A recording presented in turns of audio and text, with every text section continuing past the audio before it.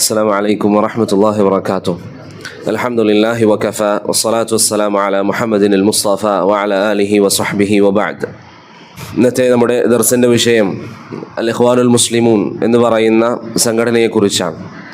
ഇന്ന് ലോകത്തിൽ അധിക രാജ്യങ്ങളിലും പടർന്ന് കിടക്കുന്ന ഒരു വലിയ സംഘടനയാണ് അൽ ഇഖ്വാനുൽ മുസ്ലിമൂൻ എന്ന കാര്യം നമുക്കെല്ലാവർക്കും അറിയാം.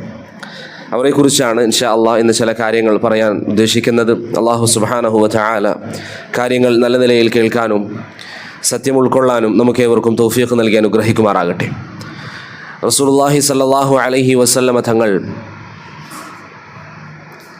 അള്ളാഹുവിൻ്റെ നിർദ്ദേശപ്രകാരം ഭൂമിയിലേക്ക് വരികയും ഭൂമിയിൽ യഥാർത്ഥ ദീൻ എന്താണ് എന്ന് നബി സല്ലല്ലാഹു അലൈഹി വസല്ലം വിശദീകരിച്ച് നൽകുകയും ചെയ്തു. അന്നത്തെ കാലഘട്ടത്തിൽ നബി സല്ലല്ലാഹു അലൈഹി വസല്ലം ദീനി വിഷയങ്ങൾ ജനങ്ങൾക്ക് പഠിപ്പിച്ചു കൊടുക്കുമ്പോൾ ഈ ഉമ്മത്തിനെ ബാധിക്കാനിരിക്കുന്ന ചില പ്രയാസങ്ങളെക്കുറിച്ചും നബി സല്ലല്ലാഹു അലൈഹി വസല്ലമ തങ്ങൾ പറഞ്ഞു കൊടുത്തിരുന്നു. അവിടുത്തെ ജീവിതത്തിൻ്റെ അവസാന ദിവസങ്ങളിൽ അല്ലെങ്കിൽ അവസാന വർഷങ്ങളിൽ അവിടുന്ന് നൽകിയ ഒരു നസീഹത്ത് നിങ്ങൾ പലപ്പോഴും കേട്ടിട്ടുണ്ടാകാം. ഇർബാദ് ബിൻ സാരിയ റളിയല്ലാഹു അൻഹു പറയുന്ന ഏറെ പ്രസിദ്ധമായ ഒരു ഹദീസ്, നബി സല്ലല്ലാഹു അലൈഹി വസല്ലമ തങ്ങളെക്കുറിച്ച് അദ്ദേഹം പറയുന്നു, ഒരിക്കൽ പ്രവാചകൻ നിസ്കാരശേഷം നമ്മോട് പറഞ്ഞു. ഇർബാദ് ബിൻ സാരിയ റളിയല്ലാഹു അൻഹു പറയുകയാണ്, ഒരിക്കൽ പ്രവാചകൻ നിസ്കാരശേഷം നമ്മോട് ചില കാര്യങ്ങൾ പറഞ്ഞു തന്നു. ആ കാര്യങ്ങൾ കേട്ടപ്പോൾ നമുക്കൊക്കെ കരച്ചിൽ വന്നു, നമ്മുടെ മനസ്സൊക്കെ വല്ലാതെ പേടിച്ചു വിറച്ചു. നബി സല്ലല്ലാഹു അലൈഹി വസല്ലമയോട് സ്വഹാബത്തിൻ്റെ കൂട്ടത്തിൽ ചിലർ പറഞ്ഞു, പ്രവാചകരെ, താങ്കളുടെ ഈ സംസാരങ്ങൾ കേൾക്കുമ്പോൾ താങ്കൾ ഞങ്ങളോട് വിട പറയുന്നത് പോലെ നമുക്ക് അനുഭവപ്പെടുകയാണ്. അതുകൊണ്ട് നമുക്ക് ഒരു വസിയ്യത്ത് നൽകണം, ജീവിതത്തിൽ മുറുകെ പിടിക്കാൻ എന്തെങ്കിലും ഉപദേശം നൽകണമെന്ന് നബി സല്ലല്ലാഹു അലൈഹി വസല്ലമയോട് സഹാബി ചോദിച്ചു. ഈ സമയം നബി സല്ലല്ലാഹു അലൈഹി വസല്ലം ആ സഹാബിയോട് അല്ലെങ്കിൽ അവിടെ ഉണ്ടായിരുന്ന സഹാബികളോട് പറഞ്ഞു, ഫഇന്നഹു മൻ യഇശ് മിൻകും ബഅദി ഫസയറ ഇഖ്തിലാഫൻ കസീറ. സഹാബികളെ, നിങ്ങളിപ്പോൾ എന്നോട് ഈ നസീഹത്ത് ചോദിച്ചാൽ, നമുക്കിന്ന് മനസ്സിലാകുന്ന രീതിയിൽ പറഞ്ഞാൽ, നിങ്ങളിപ്പോൾ എന്നോട് നസീഹത്ത് ചോദിച്ചിരിക്കുകയാണ്. എനിക്ക് നിങ്ങളോട് പറയാനുള്ളത്, എൻ്റെ കാലഘട്ടം കഴിഞ്ഞ് നിങ്ങൾ ജീവിക്കുമ്പോൾ ധാരാളം അഭിപ്രായ വ്യത്യാസങ്ങൾ നിങ്ങൾക്ക് കാണേണ്ടി വരും. വ്യത്യസ്തമായ അഭിപ്രായ വ്യത്യാസങ്ങൾ കാണേണ്ടി വരും. പലരും പല വാദങ്ങളുമായി പല സംഘങ്ങളായി നിങ്ങളുടെ മുന്നിലേക്ക് വരും. ഈ സമയം നിങ്ങൾ പതറാൻ പാടില്ല. ഈ ഉമ്മത്തിൽ സംഭവിക്കാനിരിക്കുന്ന ഒരു വിപത്തിനെക്കുറിച്ച്, ഒരു രോഗത്തെക്കുറിച്ച് നബി സല്ലല്ലാഹു അലൈഹി വസല്ലം പറഞ്ഞു തന്നു. ഈ ഉമ്മത്തിൽ വിപത്തുണ്ടാകും, എല്ലാവരും ഭിന്നിക്കും, വ്യത്യസ്ത കക്ഷികളായിത്തീരും. ശേഷം പ്രവാചകൻ അതിൻ്റെ മരുന്ന് പറഞ്ഞു തരികയാണ്. എങ്ങനെയാണ് ആ സമയം നിങ്ങൾ പെരുമാറേണ്ടത്? അവിടുന്ന് പറഞ്ഞു, ഫഅലൈക്കും ബിസുന്നതി വസുന്നത്തിൽ ഖുലഫാഇർ റാഷിദീൻ അൽ മഹ്ദിയീന മിൻ ബഅദി. നിങ്ങൾ എൻ്റെയും എൻ്റെ ഖുലഫാഉർ റാഷിദീങ്ങളുടെയും സുന്നത്ത് മുറുകെ പിടിക്കുക. മറ്റ് ചില റിവായത്തുകളിൽ, വേറെ ചില ഹദീസുകളിൽ, മാ അന അലൈഹി വഅസ്ഹാബി, ഞാനും എൻ്റെ സഹാബികളും ഏത് മാർഗത്തിലാണോ ആ മാർഗം നിങ്ങൾ മുറുകെ പിടിക്കുക എന്ന് റസൂലുള്ളാഹി സ്വല്ലല്ലാഹു അലൈഹി വസല്ലമ തങ്ങൾ പറഞ്ഞു. അപ്പോൾ ഈ ഉമ്മത്തിൽ അഭിപ്രായ വ്യത്യാസം ഉണ്ടാകുമെന്നും അഭിപ്രായ വ്യത്യാസം ഉണ്ടാകുന്ന സമയം നിങ്ങൾ എങ്ങനെ സത്യം മനസ്സിലാക്കണം എന്നുള്ളതിനുള്ള മാനദണ്ഡവും റസൂലുള്ളാഹി സ്വല്ലല്ലാഹു അലൈഹി വസല്ലമ തങ്ങൾ നമുക്ക് പറഞ്ഞു തന്നു. പിന്നെ പല ആളുകളും ചോദിക്കാറുണ്ട്, ഇന്ന് വ്യത്യസ്ത കക്ഷികളുണ്ട്, മുസ്ലിമീങ്ങൾക്കിടയിൽ പല സംഘങ്ങളുണ്ട്, പല വിഭാഗങ്ങളുണ്ട്, എല്ലാവരും പറയുന്നു അവരാണ് ഹക്കിൻ്റെ ആളുകൾ. ഇപ്പോൾ നിങ്ങൾ നോക്കിയാൽ സമസ്ത വിഭാഗമുണ്ട്, ജമാഅത്തെ ഇസ്ലാമിയുണ്ട്, തബ്ലീഗിൻ്റെ ആളുകളുണ്ട്, അശ്അരി ചിന്താഗതിയുള്ളവരുണ്ട്. ഇങ്ങനെ വ്യത്യസ്ത ആളുകൾ എല്ലാവരും പറയുന്നു അവർ ഹക്കിൻ്റെ ആളുകളാണ്. പലപ്പോഴും പല ആളുകളും ചോദിക്കും, എങ്ങനെയാണ് യഥാർത്ഥത്തിൽ ഹക്കിൻ്റെ ആളുകളെ നമുക്ക് മനസ്സിലാക്കാൻ സാധിക്കുക? ആ ചോദ്യത്തിൻ്റെ ഉത്തരം നബി സല്ലല്ലാഹു അലൈഹി വസല്ലമ തങ്ങൾ പറഞ്ഞു തന്നിട്ടുണ്ട്. ഈ ഉമ്മത്തിൽ ഭിന്നിപ്പുണ്ടാകുമെന്ന് പറഞ്ഞ അതേ പ്രവാചകൻ പറഞ്ഞു തന്നു, മാ അന അലൈഹി വഅസ്ഹാബി, ഞാനും എൻ്റെ സഹാബികളും ഏതൊരു നിലകൊള്ളുന്നത് ആ മാർഗം മുറുകെ പിടിക്കുന്നവരാണ് യഥാർത്ഥത്തിൽ വിജയികളെന്ന് നബി സല്ലല്ലാഹു അലൈഹി വസല്ലമ തങ്ങൾ പറഞ്ഞു. ഞാൻ പലപ്പോഴായി പല ദർസുകളിലും പറയാറുള്ള കാര്യമാണ്, നമുക്ക് ഏത് വിഷയം വന്നാലും ഈ ഒരു മാനദണ്ഡം നിങ്ങളുടെ കൺമുമ്പിൽ വെക്കുക. ഏത് വിഷയമായിക്കൊള്ളട്ടെ, ഫിഖ്ഹിയായ മസല ആയിക്കൊള്ളട്ടെ, അഖദിയായ മസല ആയിക്കൊള്ളട്ടെ, കുടുംബപരമായ കാര്യമായിക്കൊള്ളട്ടെ, ഏത് വിഷയം വന്നാലും ഈ ഒരു മാനദണ്ഡം നമ്മുടെ മുന്നിൽ വെക്കുക. മാ അന അലൈഹി വഅസ്ഹാബി, ഞാനും എൻ്റെ സഹാബികളും ഏത് മാർഗമാണോ സ്വീകരിച്ചിരിക്കുന്നത് ആ മാർഗം സ്വീകരിച്ചാൽ വിജയിച്ചിരിക്കുന്നു. ഒന്ന് രണ്ട് ഉദാഹരണങ്ങൾ പെട്ടെന്ന് പറഞ്ഞ് ഇൻഷാ അല്ലാഹ് വിഷയത്തിലേക്ക് പ്രവേശിക്കാം. സ്വഹാബത്തിൻ്റെ മാർഗം എങ്ങനെ നമ്മൾ മനസ്സിലാക്കണം എന്നുള്ളത്. ഇപ്പം നമ്മുടെ നാട്ടിൽ നല്ലൊരു വിഭാഗം മുസ്ലിമീങ്ങൾ വിശ്വസിക്കുന്നത് അല്ലാഹു സുബ്ഹാനഹു വ തആല എല്ലായിടത്തുമുണ്ട് എന്നുള്ള വിശ്വാസമാണ്. ഇവിടെ അവരോട് നിങ്ങൾ ഖുർആനിൻ്റെ ആയത്തുകൾ ഓതിക്കൊടുത്താൽ, നബി സല്ലല്ലാഹു അലൈഹി വസല്ലമയുടെ വചനങ്ങൾ പറഞ്ഞാൽ, ചില ആളുകളൊക്കെ അതിനെ വ്യാഖ്യാനിക്കും. അതിൻ്റെ ഉദ്ദേശം എങ്ങനെയാണ്, ഇങ്ങനെയൊക്കെയാണ് അതിൻ്റെ അർത്ഥം എന്നൊക്കെ പറഞ്ഞ് അതിനെ വ്യാഖ്യാനിക്കും. എന്നാൽ സഹാബത്തിൻ്റെ സുന്നത്തുകൾ വെച്ചുകൊണ്ട് നിങ്ങൾ അവരോട് സംസാരിച്ചാൽ, നമ്മുടെ നാട്ടിൽ ആളുകൾ പറയുന്നു അല്ലാഹു സുബ്ഹാനഹു വ തആല എല്ലായിടത്തുമുണ്ട്. മാ അന അലൈഹി വഅസ്ഹാബി എന്ന് പറയുന്ന മാനദണ്ഡം നോക്കിയാൽ നബി സല്ലല്ലാഹു അലൈഹി വസല്ലം മുആവിയത്ത് ഇബ്നുൽ ഹക്കം അസ്സുലമി റളിയല്ലാഹു അൻഹുവിൻ്റെ ഹദീസിൽ സ്വഹീഹ് മുസ്ലിമിൽ വന്ന ഒരു അടിമ സ്ത്രീയോട് ചോദിക്കുകയാണ്, അള്ളാഹു എവിടെയാണ്? ആ സ്ത്രീ പറഞ്ഞു, അള്ളാഹു ആകാശത്താണ്. ഇത് സഹാബികൾ എല്ലാവരും വിശ്വസിച്ചു. 1,14,000 അധികം വരുന്ന സഹാബികളിൽ ഒരാൾ പോലും അള്ളാഹു എല്ലായിടത്തുമുണ്ട് എന്ന് പറഞ്ഞിട്ടില്ല. ഒരാൾ പോലും പറഞ്ഞിട്ടില്ല. അപ്പം ആരെങ്കിലും നമ്മോട് അള്ളാഹു എല്ലായിടത്തുമുണ്ട് എന്ന് പറയുന്നവൻ, അവൻ പ്രവാചകനെ ഇഷ്ടപ്പെടുന്നവനാണ്, സഹാബത്തിനെ ഇഷ്ടപ്പെടുന്നവനാണ് എന്ന് പറഞ്ഞാൽ അവരോട് നമുക്ക് ചോദിക്കാൻ പറ്റും, അങ്ങനെയാണെങ്കിൽ സഹാബികൾ ഇങ്ങനൊരു വിശ്വാസം വിശ്വസിച്ചിരുന്നോ? ഇല്ല, അങ്ങനൊരു വിശ്വാസം സഹാബികൾക്ക് ഉണ്ടായിരുന്നില്ല. ഒരു വിശ്വാസകാര്യത്തിന് ഉദാഹരണം. ഇനി ഫിഖ്ഹിയായ ഒരു മസാല, നമുക്കിടയിൽ ഒരു ചർച്ച വന്നു എന്ന് സങ്കല്പിക്കുക. രണ്ടാളുകൾ പരസ്പരം ഇഅ്തിദാലിൽ എവിടെ കൈകെട്ടണം? രണ്ട് ആളുകൾ തമ്മിൽ തർക്കമായി. ഒരാൾ പറയുന്നു ഇഅ്തിദാലിൽ കൈ കെട്ടേണ്ടതില്ല, കൈ വിടണം. മറ്റൊരാൾ പറയുന്നു ഇഅ്തിദാലിൽ കൈ കെട്ടണം. അതിൻ്റെ പേരിൽ പരസ്പരം നമ്മൾ തർക്കിച്ചു, പരസ്പരം മിണ്ടാതിരുന്നു, ദേഷ്യമായി. ഇവിടെ സഹാബത്തിൻ്റെ മനഹജിലാണോ നമ്മൾ? മാ അന അലൈഹി വഅസ്ഹാബിയിലാണോ? അല്ല. എങ്ങനെ നമുക്ക് മനസ്സിലാക്കാൻ സാധിക്കും? സഹാബത്തിൻ്റെ മാർഗം എന്തായിരുന്നു എന്ന് അന്വേഷിക്കുക. ഫിഖ്ഹിയായ മസായിലുകളിൽ അവർക്കിടയിൽ അഭിപ്രായ വ്യത്യാസങ്ങൾ ഉണ്ടായിരുന്നു. ഉദാഹരണത്തിന് നായയെ വളർത്തുന്നതുമായി ബന്ധപ്പെട്ട വിഷയം, വ്യക്തമായൊരു ഉദാഹരണം ബനൂ ഖുറൈള സംഭവം. ബനൂ ഖുറൈളയിൽ നബി സല്ലല്ലാഹു അലൈഹി വസല്ലമ സഹാബികളെ അയക്കുമ്പോൾ അവരോട് പറഞ്ഞു, നിങ്ങൾ ബനൂ ഖുറൈളയിൽ എത്തിയാൽ മാത്രമേ അസ്ർ നിസ്കരിക്കാവൂ. സഹാബികൾ യാത്രാമധ്യേ നിസ്കാര സമയം വരുന്നു. ചില ആളുകൾ പറഞ്ഞു പ്രവാചകൻ ഉദ്ദേശിച്ചത് പെട്ടെന്ന് ബനൂ ഖുറൈളയിൽ പോകണമെന്നാണ്, അതല്ലാതെ നിസ്കാരം വൈകിപ്പിക്കണമെന്നല്ല. മറ്റൊരു വിഭാഗം മനസ്സിലാക്കി, അല്ല, നബി സല്ലല്ലാഹു അലൈഹി വസല്ലം നിസ്കാരം വൈകിപ്പിക്കാനാണ് ഉദ്ദേശിച്ചത്. രണ്ട് കൂട്ടരും അവരവർ മനസ്സിലാക്കിയതുപോലെ പ്രവർത്തിച്ചു. സഹാബികൾ അതിൻ്റെ പേരിൽ പരസ്പരം ആക്ഷേപിച്ചിട്ടുണ്ടോ? ഇല്ല, പരസ്പരം കുറ്റം പറഞ്ഞിട്ടില്ല. അപ്പം മാ അന അലൈഹി വഅസ്ഹാബി ഫിഖ്ഹിൻ്റെ വിഷയത്തിലാണെങ്കിലും അഖീദയുടെ വിഷയത്തിലാണെങ്കിലും നമുക്ക് അത് വ്യക്തമായ മാർഗമുണ്ട്. ഇനി മറ്റൊരു ഉദാഹരണം, ഇൻഷാ അല്ലാഹ് ഇഖ്വാനുൽ മുസ്ലിമീനെ പറ്റി പറയുമ്പോൾ ഇതൊന്നും കൂടി വിശദീകരിച്ചു വരുമെങ്കിലും ഒരു ഉദാഹരണം. ഇന്ന് ചില ആളുകൾക്ക് ബാധിച്ചിരിക്കുന്ന ഒരു രോഗമാണ് ഇസ്ലാമിക ഭരണകൂടങ്ങൾക്കെതിരിൽ സംസാരിക്കുക എന്ന് പറയുന്നത്. മുസ്ലിം ഭരണകൂടങ്ങൾക്കെതിരിൽ, സൗദി അറേബ്യ പോലുള്ള രാജ്യങ്ങൾക്കെതിരിൽ സംസാരിക്കും. എന്നിട്ട് അവൻ പറയും, ഞാൻ അഹ്ലുസ്സുന്നയുടെ മാർഗം പിൻപറ്റുന്നവനാണ്, സഹാബത്തിൻ്റെ മാർഗം പിൻപറ്റുന്നവനാണ്. നിങ്ങൾ നോക്കൂ, സഹാബത്തിൻ്റെ മാർഗം എന്താണ് ഈ വിഷയത്തിൽ? നമുക്ക് ഏത് വിഷയവും സഹാബത്തിൻ്റെ അഭിപ്രായം അറിയാൻ ഇന്ന് അൽഹംദുലില്ലാഹ് സ്രോതസ്സുകളുണ്ട്. അത് അള്ളാഹു നമുക്ക് സംരക്ഷിച്ച് നൽകിയിട്ടുണ്ട്. ഭരണാധികാരികൾ തെറ്റ് ചെയ്താൽ എന്ത് ചെയ്യണമെന്നാണ് സഹാബത്തിൻ്റെ നിർദ്ദേശം? സുബൈർ ബിൻ അദി റഹിമഹുല്ല പറയുകയാണ്, ഞങ്ങൾ അനസ് ബിൻ മാലിക് റളിയല്ലാഹു അൻഹുവിനെ അരികിൽ പോയി. അദ്ദേഹത്തോട് നമ്മൾ പറഞ്ഞു, ഹജ്ജാജ് ബിൻ യൂസുഫ് എന്ന് പറയുന്ന ഭരണാധികാരി വല്ലാതെ നമ്മെ ദ്രോഹിക്കുകയാണ്, വലിയ പ്രയാസത്തിലാണ് നമ്മൾ. അനസ് ബിൻ മാലിക് റളിയല്ലാഹു അൻഹു എന്താ പറഞ്ഞത്? നിങ്ങളെല്ലാവരും ഹജ്ജാജിനെതിരിൽ പ്രക്ഷോഭം ഉണ്ടാക്കുക എന്നാണോ? ഹജ്ജാജിനെതിരിൽ നിങ്ങൾ കുഴപ്പം സൃഷ്ടിക്കുക എന്നാണോ? ഇല്ല. നബി സല്ലല്ലാഹു അനസ് ബിൻ മാലിക് റളിയല്ലാഹു അൻഹു പറഞ്ഞു, ഇസ്ബിറു, നിങ്ങൾ ക്ഷമിക്കുക, നിങ്ങൾ ക്ഷമിക്കുക. ഏതുവരെ ക്ഷമിക്കണം? ഒരു ദിവസം, 2 ദിവസം ആണോ? അല്ല, ഹത്താ തൽഖൗ റബ്ബക്കും, നിങ്ങൾ റബ്ബിനെ കണ്ടുമുട്ടുന്നത് വരെ. ശേഷം അനസ് റളിയല്ലാഹു അൻഹു അവരോട് പറഞ്ഞു, സമിഅതുഹു മിൻ നബിയിക്കും, ഇത് ഞാൻ എൻ്റെ ഇഷ്ടപ്രകാരം പറയുന്നതല്ല, നബി സല്ലല്ലാഹു അലൈഹി വസല്ലം പറയുന്നതായി ഞാൻ കേട്ടതാണ്. അപ്പോൾ ഇന്ന് സഹാബത്തിനെ ബഹുമാനിക്കുന്നു എന്നൊരുവൻ പറയുകയും ഭരണകൂടങ്ങൾക്കെതിരിൽ, ഇസ്ലാമിക ഭരണകൂടങ്ങൾക്കെതിരിൽ സംസാരിക്കുകയും ചെയ്യുന്നുവെങ്കിൽ നമുക്കെന്ത് മനസ്സിലാക്കാം? അവൻ ആ വിഷയത്തിൽ സഹാബത്തിൻ്റെ മാർഗത്തിലല്ല നിലകൊള്ളുന്നത്. അപ്പോൾ ഏത് വിഷയത്തിലും പ്രിയപ്പെട്ടവരെ, സത്യം മനസ്സിലാക്കാൻ നമ്മുടെ മുമ്പിൽ സഹാബത്തിൻ്റെ മാർഗം വളരെ വ്യക്തമാണ്. ഏത് വിഷയവുമായിക്കൊള്ളട്ടെ, ഏത് വിഷയവുമായിക്കൊള്ളട്ടെ, സഹാബത്തിൻ്റെ മാർഗം നമ്മുടെ മുമ്പിൽ സംരക്ഷിക്കപ്പെട്ടിട്ടുണ്ട്. നബി സല്ലല്ലാഹു അലൈഹി വസല്ലമയുടെ ഹദീസുകൾ എങ്ങനെയാണോ സനദോടുകൂടി സംരക്ഷിക്കപ്പെട്ടത്, ആ രീതിയിൽ സഹാബത്തിൻ്റെ അഭിപ്രായങ്ങൾ, താബിഈങ്ങളുടെ അഭിപ്രായങ്ങൾ അഖീദയുടെ കിതാബുകളിലും സുനനിൻ്റെ കിതാബുകളിലും സംരക്ഷിക്കപ്പെട്ടിട്ടുണ്ട്.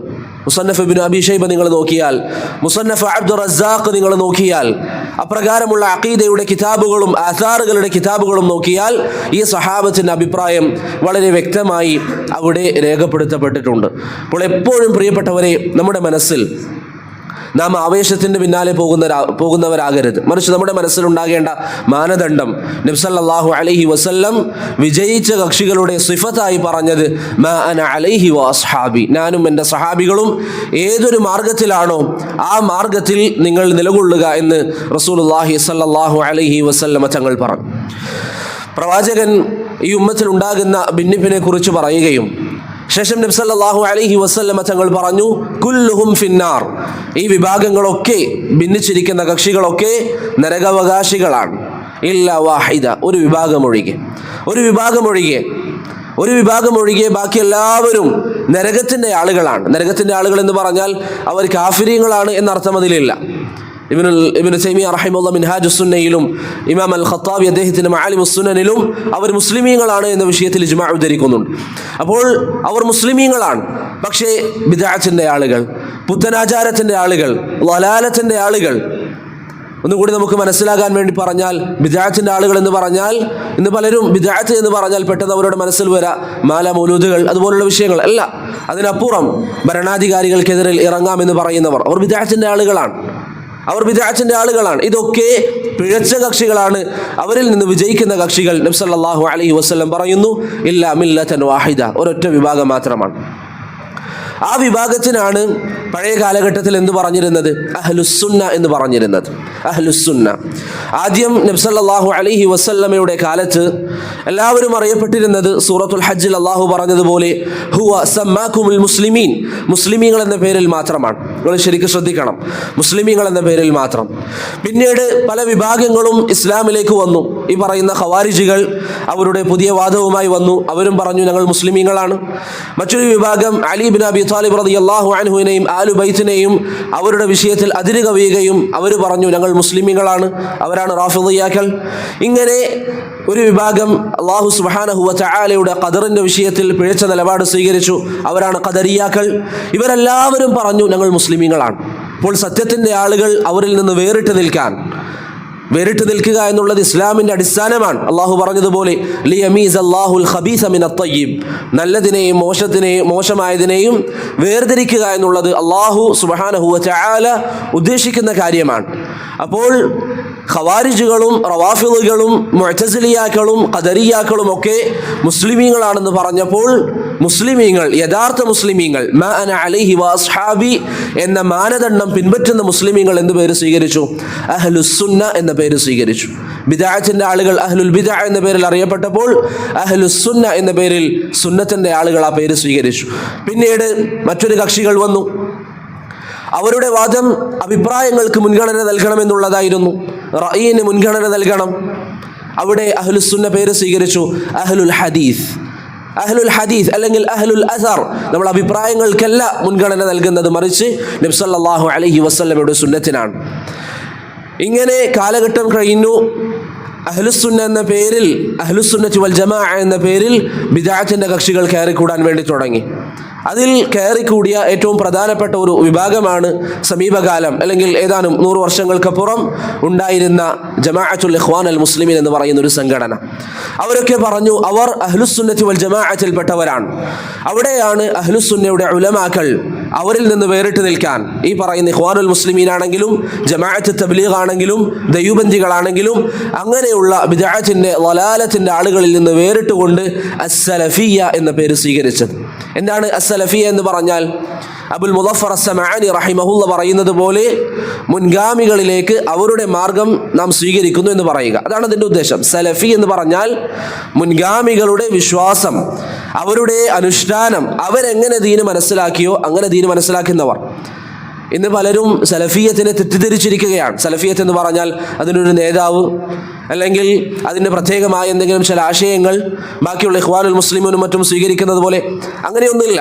അബുൽ മുദഫർ അസ്സമഅനി റഹിമഹുല്ല പറഞ്ഞതുപോലെ, അദ്ദേഹത്തിൽ ഇബ്നുൽ ഖയ്യിം അസ്സവാഇഖുൽ മുർസലയിൽ ഉദ്ധരിച്ചതുപോലെ, നമുക്ക് അഹ്ലുസ്സുന്നക്ക് ഒരൊറ്റ നേതാവേ ഉള്ളൂ. അദ്ദേഹത്തിൻ്റെ പേര് മുഹമ്മദ് ബിൻ അബ്ദുല്ലാഹ് സല്ലല്ലാഹു അലൈഹി വസല്ലം.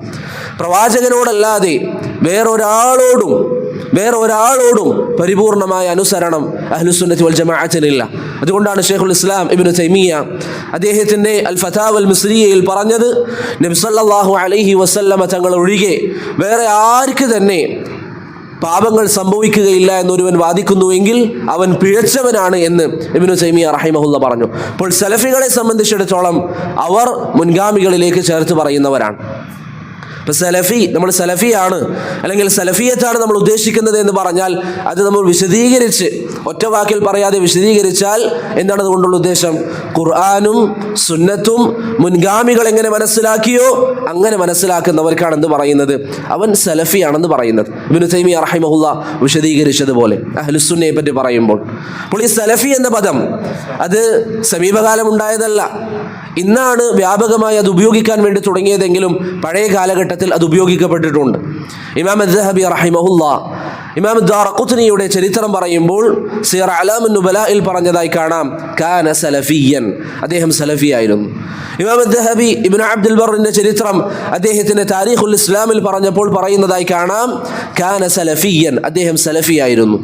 അപ്പോൾ മുൻഗാമികളുടെ അഖീദ പിൻപറ്റുക എന്നതാണ് സലഫിയത്തിൻ്റെ മാനദണ്ഡം. അവരുടെ വിശ്വാസം നാം പിൻപറ്റുക. അത് ഞാൻ നേരത്തെ പറഞ്ഞതുപോലെ ഓരോരുത്തരും എങ്ങനെയാണ് അവർ സലഫിയത്തിലാണോ എന്ന് ഉറപ്പുവരുത്തേണ്ടത്? അവരുടെ പ്രവർത്തനങ്ങൾ അവർ ചിന്തിക്കുക. ഏതൊരു വിഷയമാണെങ്കിലും ഫിഖ്ഹിയായ വിഷയത്തിൽ അനാവശ്യമായി തർക്കിക്കുന്നുവെങ്കിൽ അവൻ ചിന്തിക്കുക, അവൻ ആ വിഷയത്തിൽ സലഫുകളുടെ മനഹജിലാണോ? ഇമാം അഹ്മദും ഇമാം ഷാഫിഈയും പരസ്പരം അഭിപ്രായ വ്യത്യാസത്തിലെയോ എത്രയോ മസലകളുണ്ട്, പക്ഷേ പരസ്പരം ബഹുമാനിക്കും. ഇമാം ഷാഫിഈ ഇമാം അഹ്മദ് രാത്രി നിസ്കാരങ്ങളിൽ ഇമാം ഷാഫിഈക്ക് വേണ്ടി സുദീർഘമായി ദുആ ചെയ്യുമായിരുന്നു. അവർ തമ്മിൽ അഭിപ്രായ വ്യത്യാസമുള്ള വിഷയങ്ങൾ നാം എഴുതുകയാണെങ്കിൽ ധാരാളം പേപ്പറുകളിൽ നമുക്ക് എഴുതാൻ മാത്രമുണ്ടാകും. എന്നിട്ടും പരസ്പരം അവർ ദുആ ചെയ്യും. കാരണം അവർ മൻഹജു സലഫ് ഫിഖ്ഹിയായ വിഷയത്തിൽ മനസ്സിലാക്കിയവരാണ്. ഇന്ന് അത്ഭുതം തോന്നും, ചില സഹോദരങ്ങൾ പറയും അവർ സലഫികളാണ്, എന്നിട്ട് ഞാൻ നേരത്തെ പറഞ്ഞതുപോലെ ഇസ്ലാമിക ഭരണകൂടങ്ങൾക്കെതിരെ സംസാരിക്കും. അവരെങ്ങനെയാണ് സലഫിയാവുക? മാ അന അലൈഹി വഅസ്ഹാബി, അല്ലെങ്കിൽ സലഫു സ്വാലിഹീങ്ങളിലേക്ക് ചേർത്ത് പറയുന്നവൻ അവൻ എങ്ങനെ സഹാബത്തിന്റെ അഭിപ്രായം ഒഴിവാക്കുകയും അവൻ സലഫിയാണ് എന്ന് വാദിക്കുകയും ചെയ്യുക? അതുകൊണ്ട് പ്രിയപ്പെട്ടവരെ, മാ അന അലൈഹി വഅസ്ഹാബി എന്ന് പറയുന്ന മാനദണ്ഡം നമ്മുടെ ജീവിതത്തിൽ ഉടനീളം എല്ലാ മേഖലയിലും, കുടുംബ മേഖലയിലായിക്കൊള്ളട്ടെ, അതുപോലെ തന്നെ നമ്മുടെ കച്ചവടം ഇടപാടായിക്കൊള്ളട്ടെ, ഏത് വിഷയത്തിലാണെങ്കിലും ആ മാനദണ്ഡം നാം ഉൾക്കൊള്ളാൻ വേണ്ടി തയ്യാറാകണം. അതിനാണ് അൽ മൻഹജു സലഫി എന്ന് പറയുന്നത്. നബി സല്ലല്ലാഹു അലൈഹി വസല്ലമ തങ്ങൾ പറഞ്ഞ മുഗീറത്ത് ഇബ്നു ശുഅബ റളിയല്ലാഹു അൻഹുവിന്റെ ഹദീസിൽ വന്നതുപോലെ ലാ തസാലു ത്വായിഫത്തുൻ മിൻ ഉമ്മത്തി അലൽ ഹഖ് ളാഹിരീൻ, ഏത് കാലഘട്ടത്തിലും സത്യത്തിൽ ഉറച്ചു നിൽക്കുന്ന ഒരു വിഭാഗം ഉണ്ടാകും. അത് ആദ്യ കാലഘട്ടത്തിൽ ഞാൻ പറഞ്ഞതുപോലെ മുസ്ലിമൂൻ എന്നറിയപ്പെട്ടു. പിന്നീട് അഹ്ലുസുന്ന, അഹ്ലുർ റഅയി, അഹ്ലുൽ അഥർ, അത്വായിഫത്തുൽ മൻസൂറ, അൽ ഫിർഖത്തുൻ നാജിയ, ഇങ്ങനെ വ്യത്യസ്ത പേരുകളിൽ അറിയപ്പെട്ടു. ഇന്ന് അവർ അറിയപ്പെടുന്ന പേരാണ് അസ്സലഫിയ അല്ലെങ്കിൽ അസ്സലഫിയൂൻ, സലഫികൾ. ഈ മാർഗം നബി സല്ലല്ലാഹു അലൈഹി വസല്ലം വിജയിക്കുമെന്ന് പറഞ്ഞ ഈ ഒരു മാർഗം, ഈ മാർഗത്തിന് എതിരായി നിൽക്കുന്ന പ്രവാചകൻ പറഞ്ഞല്ലോ, ഈ ഉമ്മത്ത് 73 കക്ഷികളായി തീരും. അതിൽ വിജയിക്കുന്ന അഹ്ലുസുന്ന ഒഴിച്ചു നിർത്തിയാൽ ഈ 72 കക്ഷികൾ, അതിൽപ്പെട്ട ഒരു വിഭാഗമാണ് അൽ ഇഖ്വാൻ അൽ മുസ്ലിമൂൻ. അതിൽപ്പെട്ട ഒരു വിഭാഗമാണ് അൽ ഇഖ്വാൻ അൽ മുസ്ലിമൂൻ എന്ന് പറയുന്ന വിഭാഗം. എന്തുകൊണ്ടാണ് അൽ ഇഖ്വാൻ അൽ മുസ്ലിമൂനിനെ കുറിച്ച് 72 വിഭാഗങ്ങളിൽപ്പെട്ട ഒരു വിഭാഗമാണ് എന്ന് നമ്മൾ പറയുന്നത്? 2 കാരണങ്ങളാലാണ്. അതാണ് ഇൻഷാ അല്ലാഹ് നമ്മുടെ ദർസിന്റെ പ്രധാന വിഷയം. ഇഖ്വാനുൽ മുസ്ലിമീനിനെ എന്തുകൊണ്ടാണ് യഥാർത്ഥ അഹ്ലുസുന്നയുടെ മനഹജിലല്ല അവർ എന്ന് നമ്മൾ പറയുന്നത്? 2 കാരണങ്ങളാണ്. ഒന്ന്, നമ്മുടെ ഉലമാക്കൾ, അഹ്ലുസുന്നയുടെ പണ്ഡിതന്മാർ, അതാണ് അവരിൽ നൽകിയിരിക്കുന്ന വിധി.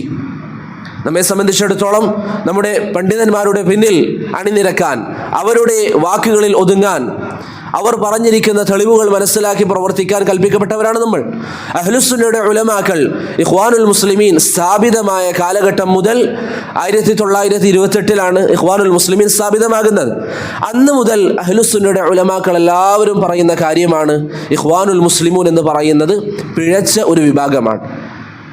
ആ കാലഘട്ടത്തിൽ ജീവിച്ച പ്രധാനപ്പെട്ട ഒരു ആലിമാണ് ഷെയ്ഖ് ഇബ്നു ബാസ് റഹിമഹുല്ലാ. അദ്ദേഹം പറഞ്ഞു, നബി സല്ലല്ലാഹു അലൈഹി വസല്ലമ പറഞ്ഞ 73 കക്ഷികളിൽ വിജയിക്കുന്ന ഒരു കക്ഷി ഒഴിച്ചു നിർത്തിയാൽ ബാക്കിയുള്ള 72 കക്ഷികളിൽ പെട്ടവരാണ് അൽ ഇഖ്വാൻ അൽ മുസ്ലിമൂൻ എന്ന് ഷെയ്ഖ് ഇബ്നു ബാസ് റഹിമഹുല്ലാ പറഞ്ഞു. അതേ ആശയത്തിൽ ഷെയ്ഖ് അൽബാനി റഹിമഹുല്ലാ പറഞ്ഞിട്ടുണ്ട്. ഷെയ്ഖ് ഇബ്നു ഉസൈമീൻ റഹിമഹുല്ലയും അതേ ആശയത്തിൽ പറഞ്ഞതായി കാണാം. ഇങ്ങനെ അഹ്ലുസുന്നയുടെ ഉലമാക്കൾ എല്ലാവരും അവരെ കുറിച്ച് അത്തരത്തിൽ പറഞ്ഞു. നമ്മേക്കാളും അള്ളാഹുവിന്റെ അള്ളാഹുവിൻ്റെ ദീനിനെ കുറിച്ച് അറിവുള്ള സൂക്ഷ്മതയുള്ള ഈ പണ്ഡിതന്മാർ പറഞ്ഞു എന്നുള്ളതാണ്. അവർ 72 വിഭാഗങ്ങളിൽ പെട്ടവരാണ് എന്ന് നമ്മൾ പറയാനുള്ള ഒന്നാമത്തെ കാരണം. രണ്ടാമത്തെ കാരണം നാം കുറച്ച് വിശദമായി മനസ്സിലാക്കേണ്ടത്, ഇഖ്വാനുൽ മുസ്ലിമൂൻ എന്ന് പറയുന്ന സംഘടന സ്ഥാപിതമായത് മുതൽ, എപ്പോഴാണോ ആ സംഘടന സ്ഥാപിതമായത് അന്ന് മുതൽ അവരുടെ നേതാക്കന്മാർ അവർ ഇസ്ലാമിൻ്റെ അഖീദക്ക് എതിരായി പ്രവർത്തിച്ചിരിക്കുന്നത് നാം മനസ്സിലാക്കണം. അവർ ഇസ്ലാമിൻ്റെ എത്രയോ ഉസൂലുകളിൽ എതിരായവരാണ്. അഹ്ലുസുന്നയുടെ വിശ്വാസമല്ല അവർ സ്വീകരിക്കുന്നത്.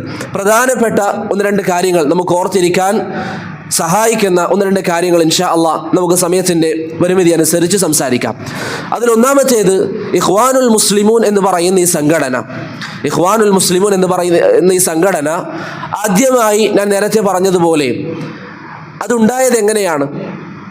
ഈജിപ്തിൽ അഹ്മദ് സുക്കരി എന്ന് പറയുന്ന ഒരു വ്യക്തി ഉണ്ടായിരുന്നു. ഈജിപ്തിൽ അഹ്മദ് സുക്കരി എന്ന് പറയുന്ന ഒരു വ്യക്തി ഉണ്ടായിരുന്നു. ഇഖ്വാനുൽ മുസ്ലിമൂൻ ഇൻഷാ അള്ളാഹ് എല്ലാവർക്കും മനസ്സിലായിട്ടുണ്ടാകും. മുസ്ലിം ബ്രദർഹുഡ് എന്ന പേരിൽ അറിയപ്പെടുന്ന ആ ഒരു സംഘടന. ഈജിപ്തിൽ അഹ്മദ് സുക്കരി എന്ന് പറയുന്ന ഒരു വ്യക്തി 1920-ൽ ജമഇയ്യത്തുൽ ഹസാഫിയ്യ അൽ ഖൈരിയ എന്ന് പറയുന്ന ഒരു സംഘടന രൂപീകരിച്ചു. ജമഇയ്യത്തുൽ ഖൈരിയ അൽ ഹസാഫിയ്യ എന്ന പേരിൽ ഒരു സംഘടനക്ക് രൂപം നൽകി. ആ സംഘടനയുടെ മേധാവി ഈ പറയുന്ന അഹ്മദ് സുക്കരിയും അതിൽ പ്രവർത്തിച്ച പ്രധാനപ്പെട്ട ഒരു ഉപമേധാവി സ്ഥാനത്തുണ്ടായിരുന്ന വ്യക്തിയാണ് ഹസനുൽ ബന്ന എന്ന് പറയുന്ന വ്യക്തി. പിന്നീട് ഏതാനും വർഷങ്ങൾ കഴിഞ്ഞപ്പോൾ ഈ ജമഇയ്യത്തുൽ ഹസാഫിയ്യ അൽ ഖൈരിയ എന്ന് പറയുന്ന സംഘടനക്ക് ഉപഘടകങ്ങൾ ഉണ്ടാകാൻ വേണ്ടി തുടങ്ങി. പല സ്ഥലങ്ങളിലും ചെറിയ ചെറിയ സംഘടനകൾ ഈ സംഘടനയുടെ നേതൃത്വത്തിൽ ഉണ്ടാകാൻ വേണ്ടി തുടങ്ങി. അങ്ങനെ 1928-ൽ രൂപിതമായ ഹസനുൽ ബന്ന എന്ന് പറയുന്ന വ്യക്തി അദ്ദേഹത്തിൻ്റെ പ്രദേശത്ത്, അല്ലെങ്കിൽ ഇസ്മായിലിയ എന്ന് പറയുന്ന പ്രദേശത്താണ് അൽ ഇഖ്വാൻ അൽ മുസ്ലിമൂൻ എന്ന് പറയുന്ന ഒരു സംഘടന നിർമ്മിക്കുന്നത്. ജമഇയ്യത്തുൽ ഹസാഫിയ്യ അൽ ഖൈരി എന്ന സംഘടനയുടെ ഭാഗമായിട്ടാണ് ആദ്യം ഈ സംഘടന വന്നത്. അങ്ങനെ ഹസനുൽ ബന്ന അൽ ഇഖ്വാനുൽ മുസ്ലിമൂൻ എന്ന് പറയുന്ന സംഘടനയെ രൂപീകരിക്കുകയും ആ സംഘടനയിൽ ബൈഅത്ത് ആരംഭിക്കുകയും ചെയ്തു. ബൈഅത്ത് ആരംഭിച്ചപ്പോൾ ആദ്യത്തെ സംഘടനയുണ്ടാക്കിയ അഹ്മദ് സുക്കരി ഹസനുൽ ബന്നയെ ബൈഅത്ത് ചെയ്തു. പിന്നീട് അവർ തമ്മിൽ ചില പ്രശ്നങ്ങൾ ഉണ്ടാവുകയും ഹസനുൽ ബന്ന അഹ്മദ് സുക്കരിയെ ഈ സംഘടനയിൽ നിന്ന് പുറത്താക്കുകയും ചെയ്തു. അങ്ങനെയാണ് ഈ അൽ ഇഖ്വാൻ അൽ മുസ്ലിമൂൻ എന്ന് പറയുന്ന സംഘടന 1928-ന് സ്ഥാപിതമാകുന്നത്. ഏകദേശം 100 വർഷം പിന്നിട്ടിരിക്കുകയാണ്. അൽ ഇഖ്വാൻ അൽ മുസ്ലിമൂൻ എന്ന് പറയുന്ന സംഘടന 100 വർഷം പിന്നിട്ടിരിക്കുകയാണ്. ഹസനുൽ ബന്ന എന്ന് പറയുന്ന വ്യക്തിയുടെ മരണശേഷമാണ് ഈ ഒരു വിഭാഗം അൽ ഇഖ്വാൻ അൽ മുസ്ലിമൂൻ എന്ന് പറയുന്ന ഈ ഒരു സംഘം പല രാജ്യങ്ങളിലേക്കും വ്യാപിക്കുന്നത്. ധാരാളം രാജ്യങ്ങളിലേക്ക് അത് വ്യാപിച്ചു. ഇനി ഇവിടെ നാം മനസ്സിലാക്കേണ്ട ഒരു കാര്യം, അൽ ഇഖ്വാനുൽ മുസ്ലിമൂൻ എന്ന് പറയുന്ന സംഘടനക്ക് ഇസ്ലാമിൻ്റെ അഖീദയിൽ സംഭവിച്ചിരിക്കുന്ന പിഴവുകൾ എന്തൊക്കെയാണ്?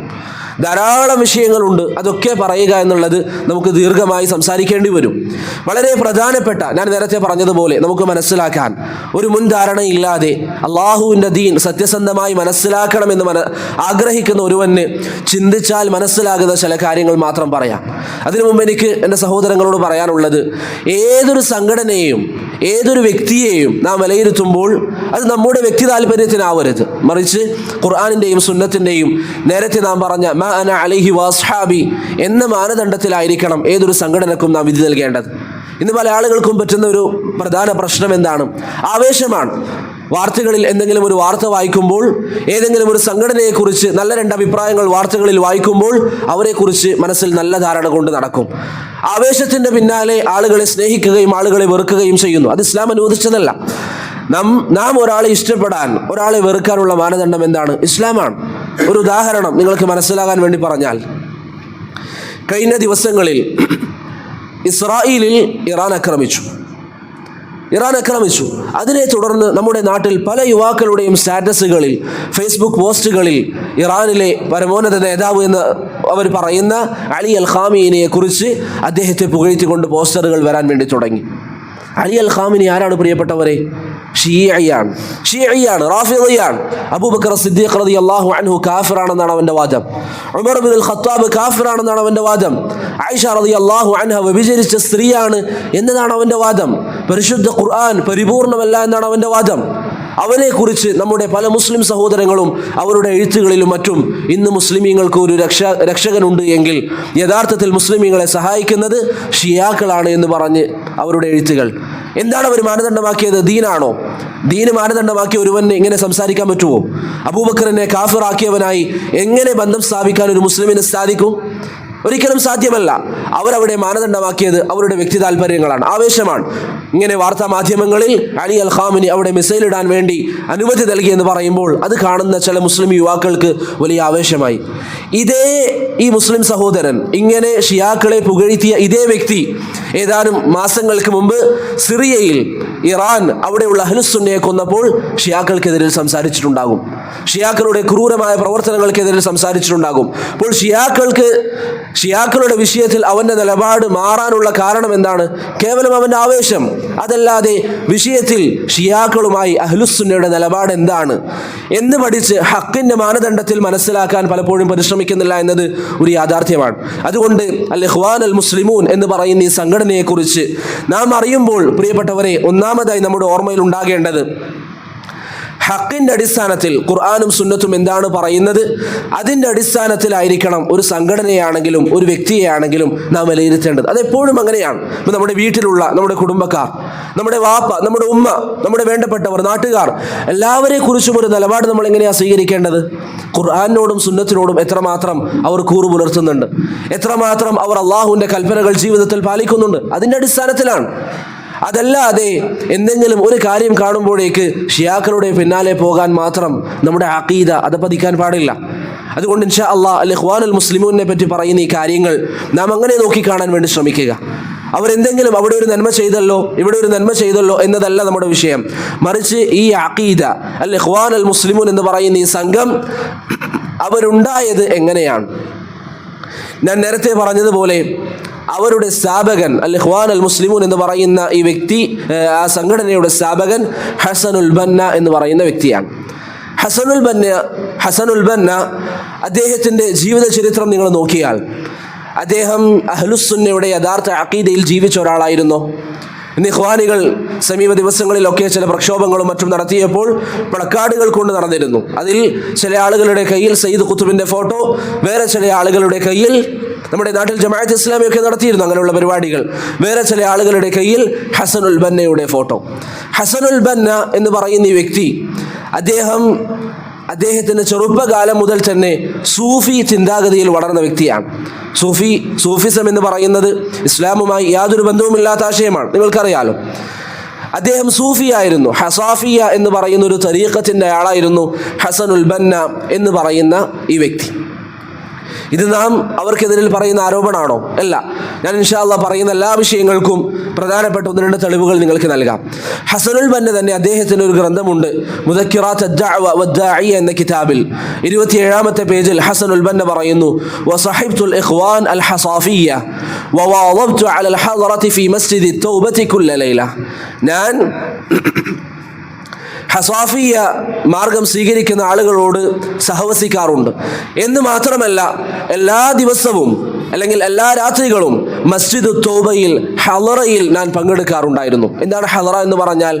നമ്മുടെ നാട്ടിൽ നിന്ന് ചിലപ്പോഴൊക്കെ ഖുതുബിയത്തും മറ്റും നടത്താൻ വേണ്ടി മസ്ജിദിൽ പൂർണ്ണമായി ലൈറ്റ് ഓഫാക്കുകയും അങ്ങനെ ആളുകൾ അവിടെ നിന്ന് ആടലും തുള്ളലും ഒക്കെയായി ചില പരിപാടികൾ നടത്താറുണ്ട്.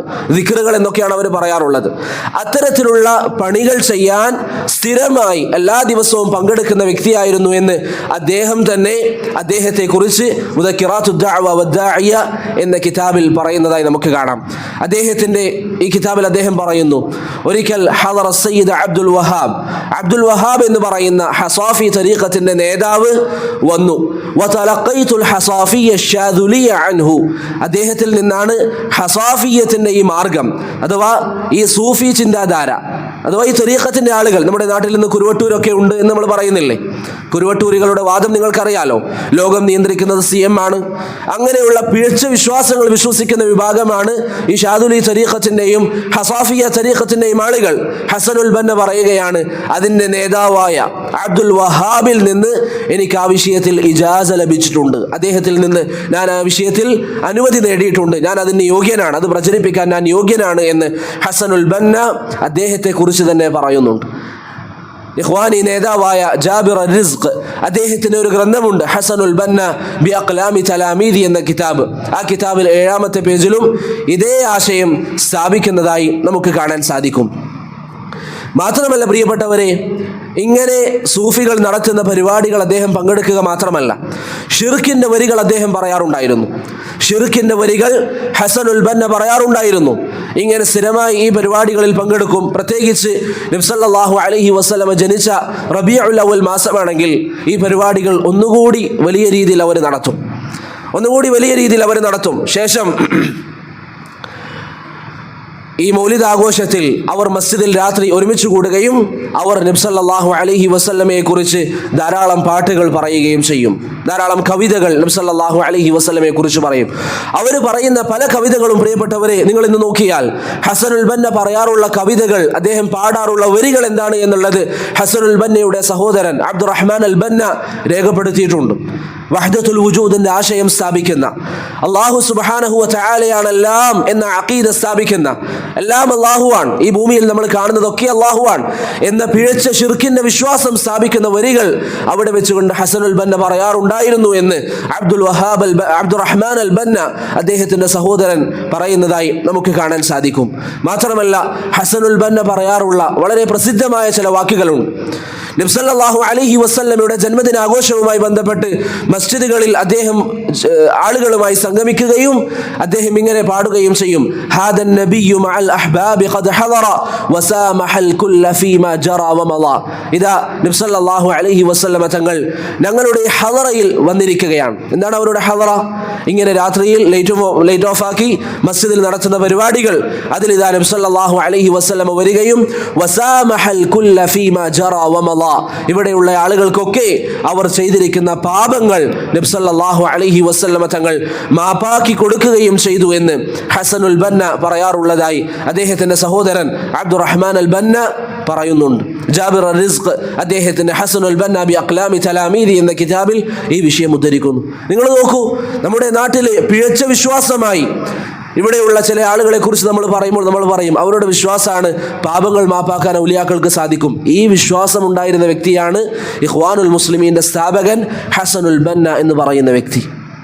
എന്നിട്ട് ഏതെങ്കിലും ഒരു ജമാഅത്തെ ഇസ്ലാമിയുടെ വക്താവ്, ഏതെങ്കിലും ഒരു ഇഖ്വാനി ഹസനുൽ ബന്നക്കെതിരെ സംസാരിക്കുന്നത് നിങ്ങൾ കണ്ടോ? അദ്ദേഹം ഷിർക്ക് ചെയ്തവനാണ് എന്ന് പറഞ്ഞുകൊണ്ട് അദ്ദേഹത്തിനെ എതിർക്കുന്നത് നിങ്ങൾ കണ്ടിട്ടുണ്ടോ? എവിടെയും നിങ്ങളത് കാണുകയില്ല. അത്രയും കറകളഞ്ഞ സൂഫി ചിന്താഗതിയുള്ള വ്യക്തിയായിരുന്നു ഹസനുൽ ബന്ന എന്ന് പറയുന്ന വ്യക്തി.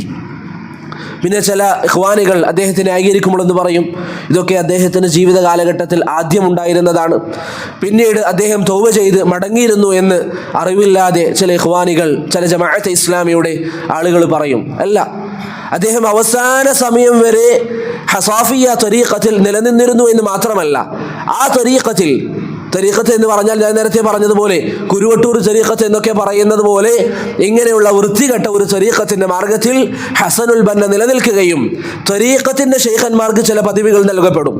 അങ്ങനെയുള്ള ഒരു പദവി മുർഷിദുൽ കാമിൽ, അൽ മുർഷിദുൽ കാമിൽ എന്ന പദവി ലഭിക്കുകയും ചെയ്ത വ്യക്തിയാണ് ഹസനുൽ ബന്ന എന്ന് ഇഖ്വാനിയായ സഈദ് ഹവ്വ അദ്ദേഹത്തിന്റെ തർബിയത്തുഹുമുർ റൂഹിയ എന്ന കിതാബിൽ ഹസനുൽ ബന്നയെ കുറിച്ച് പറയുന്നതായി കാണാം. മാത്രമല്ല ജീവിത അവസാനം വരെ ഷാദുലി തരീഖത്തിലുള്ള, ഹസാഫിയ തരീഖത്തിലുള്ള സൂഫികൾ നിർമ്മിച്ചിരിക്കുന്ന ഈ ദിക്റുകൾ അദ്ദേഹം പതിവാക്കിയിരുന്നു എന്ന് അബുൽ ഹസൻ അൻ-നദ്വി അദ്ദേഹത്തിന്റെ തഫ്സീർ സിയാസി ലിൽ ഇസ്ലാമി എന്ന കിതാബിൽ സൂചിപ്പിക്കുന്നുണ്ട്. ജീവിത അവസാനം വരെ അദ്ദേഹം അത് മുറുകെ പിടിച്ചിരുന്നു. അതല്ലാതെ ജീവിതത്തിന്റെ ആദ്യ കാലഘട്ടത്തിൽ മാത്രമല്ല അദ്ദേഹം ഈ അദ്കാറുകളും ഈ പിഴച്ച വിശ്വാസങ്ങളും വിശ്വസിച്ചിരുന്നത്. ഇവിടെ നാം മനസ്സിലാക്കേണ്ട കാര്യം എന്താണ്? ഹസനുൽ ബന്നയാണ് ഇവരുടെ സ്ഥാപകൻ. ഒരു വിഭാഗത്തെ നമ്മൾ മനസ്സിലാക്കാൻ അവരുടെ സ്ഥാപകരിലേക്ക് നോക്കണമല്ലോ. ഏതൊരു ലക്ഷ്യത്തിന്മേലാണ് അൽ ഇഖ്വാനുൽ മുസ്ലിമൂൻ എന്ന് പറയുന്ന ഒരു സംഘം ഇവിടെ സ്ഥാപിതമായിരിക്കുന്നത്? മാ അന അലൈഹി വഅസ്ഹാബി എന്ന് പറയുന്ന നബി സല്ലല്ലാഹു അലൈഹി വസല്ലമ തങ്ങൾ പരിശ്രമിച്ച, എങ്ങനെയെങ്കിലും ജനങ്ങൾക്കിടയിൽ തൗഹീദ് ഉണ്ടാക്കണമെന്ന് പരിശ്രമിച്ച നബി സല്ലല്ലാഹു അലൈഹി വസല്ലമയുടെ മൻഹജാണ് അവർ ഉദ്ദേശിച്ചത് എങ്കിൽ ഈ സ്ഥാപകന്റെ അഖീദ തന്നെ ശിർക്കന അഖീദയാണ്. ഈ സ്ഥാപകന്റെ അഖീദ തന്നെ ശിർക്കൻ അഖീദയാണ്. ഇത് കേവലം ഹസനുൽ ബന്നയിൽ മാത്രം ഒതുങ്ങി എന്ന് നിങ്ങൾ വിശ്വസിക്കരുത്. ഇഖ്വാനുൽ മുസ്ലിമീന്റെ പല നേതാക്കന്മാരും വിശ്വസിക്കാറുള്ള അഖീദ ഇത് തന്നെയാണ്. മുസ്തഫ സിബാഇ എന്ന് പറയുന്ന ഇഖ്വാനുൽ മുസ്ലിമീന്റെ സിറിയയിലുള്ള നേതാവ്, അദ്ദേഹം മജല്ലത്തുൽ ഇസ്ലാം എന്ന് പറയുന്ന മാസികയിൽ അദ്ദേഹത്തിന് സംഭവിച്ചിരിക്കുന്ന ചില രോഗങ്ങളെ കുറിച്ച് പറയുമ്പോൾ ഷിർക്ക് ഉൾക്കൊള്ളുന്ന കവിതകൾ അദ്ദേഹം അതിൽ പറയുന്നതായി നമുക്ക് കാണാൻ സാധിക്കും. ഇഖ്വാനുൽ മുസ്ലിമീന് പൊതുവിൽ നടന്നു വരുന്ന ഒരു രീതിയുണ്ട്. അവർക്ക് മുർഷിദീങ്ങൾ ഉണ്ടാകും. ഒന്നാമത്തെ മുർഷിദാണ് ഹസനുൽ ബന്ന, രണ്ടാമത്തെ ഒരു മുർഷിദുണ്ട്, മൂന്നാമത്തെ മുർഷിദാണ് ഉമർ അൽ മിസാനി എന്ന് പറയുന്ന വ്യക്തി. ഉമർ അൽ മിസാനി പറയുന്നതായി കാണാം, വഅന മഅല്ലദീന യഖൂലൂന ബിജവാസി الذهاب ഇലാ ഖബ്രി റസൂലില്ലാഹ്, നബി സല്ലല്ലാഹു അലൈഹി വസല്ലമയുടെ ഖബറിലേക്ക് യാത്ര ചെയ്തു പോകൽ അനുവദനീയമാണെന്ന് പറയുന്നവരുടെ കൂട്ടത്തിലാണ് ഞാൻ. വയുസ്അലു ശഫാഅ, നബി സല്ലല്ലാഹു അലൈഹി വസല്ലമയോട് ശഫാഅത്ത് ചോദിക്കലും അനുവദനീയമാണ് എന്ന് വിശ്വസിക്കുന്നവനാണ് ഞാൻ എന്ന് ഇഖ്വാനുൽ മുസ്ലിമീന്റെ മൂന്നാമത്തെ മുർഷിദായ ഉമർ അൽ മിസാനി അദ്ദേഹത്തിന്റെ ഷഹീദുൽ മിഹ്റാബ് ഉമർ ഇബ്നുൽ ഖത്താബ് എന്ന കിതാബിൽ അദ്ദേഹം സ്ഥാപിക്കുന്നതായി കാണാം. അപ്പോൾ ഇഖ്വാനിന്റെ നേതാക്കന്മാരെ നിങ്ങൾ നോക്കിയാൽ അവർ ഈ സംഘത്തെ രൂപീകരിച്ചിരിക്കുന്നത് ഇവിടെ തൗഹീദ് പറയാനല്ല, ഇവിടെ അഖീദ പറയാനല്ല, അള്ളാഹുവിനെ മാത്രം ആരാധിക്കണമെന്ന് പറയാനല്ല, മറിച്ച് അവരുടെ ചരിത്രം നിങ്ങൾ നോക്കിയാൽ അവരുടെ ഏക ലക്ഷ്യം ഭരണകൂടം സ്ഥാപിക്കുക എന്നത് മാത്രമാണ്. എങ്ങനെയെങ്കിലും ഭരണത്തിലെത്തണം. എന്നിട്ട് അവർ അതിനെക്കുറിച്ച് ആളുകളുടെ മുമ്പിൽ പറയുമ്പോൾ എന്താ പറയാ, എങ്ങനെയെങ്കിലും ഭരണം സ്ഥാപിച്ചതിന് ശേഷം ഇവിടെ ദീൻ യഥാർത്ഥ നിലയിൽ സ്ഥാപിക്കണം, ദീനിന്റെ ആശയങ്ങൾ കൊണ്ടുവരണം. എന്നാൽ അവർക്ക് ഭരണം ലഭിച്ച ചരിത്രങ്ങൾ നിങ്ങൾ നോക്കൂ. അവരെവിടെയെങ്കിലും ദീൻ സ്ഥാപിച്ച ചരിത്രമുണ്ടോ? അവർക്ക് കുറച്ച് വർഷങ്ങൾക്ക് മുമ്പ് ഈജിപ്തിൽ ഭരണം ലഭിച്ചു. മുർസി അവരുടെ ഭരണാധികാരിയായി വന്നു. മുർസി ആദ്യം നടന്ന ചില സംസാരങ്ങളിൽ, ചാനലുകളിലും മറ്റും നൽകിയിരിക്കുന്ന അഭിമുഖങ്ങളിൽ മുർസി പറയാറുള്ളത് എന്താണ്? ഞങ്ങളും നസാറാക്കളും തമ്മിലുള്ള അഭിപ്രായ വ്യത്യാസം അഖദിയായ വിശ്വാസപരമായ കാര്യങ്ങളിലല്ല. ഇഖ്വാനുൽ മുസ്ലിമീൻ അവർ പറയുന്ന വിപ്ലവങ്ങളൊക്കെ നടത്തി അവർ ഭരണത്തിലേക്ക് എത്തിയപ്പോൾ അവർ നടത്താറുള്ള അവരുടെ സംസാരമാണ് ഞങ്ങളും നസാറാക്കളും തമ്മിലുള്ള അഭിപ്രായ വ്യത്യാസം അഖീദയിലല്ല. ത്രികേയത്വം വിശ്വസിക്കുന്ന നസ്രാനിയും മുസ്ലിമും, ഏകനായ അള്ളാഹുവിനെ മാത്രം ആരാധിക്കണമെന്ന് പറയുന്ന മുസ്ലിമും, അവർ തമ്മിൽ അഖീദയിൽ പ്രശ്നമില്ല എന്നുള്ളതാണ് മുർസിയുടെ ഒരു വാദം.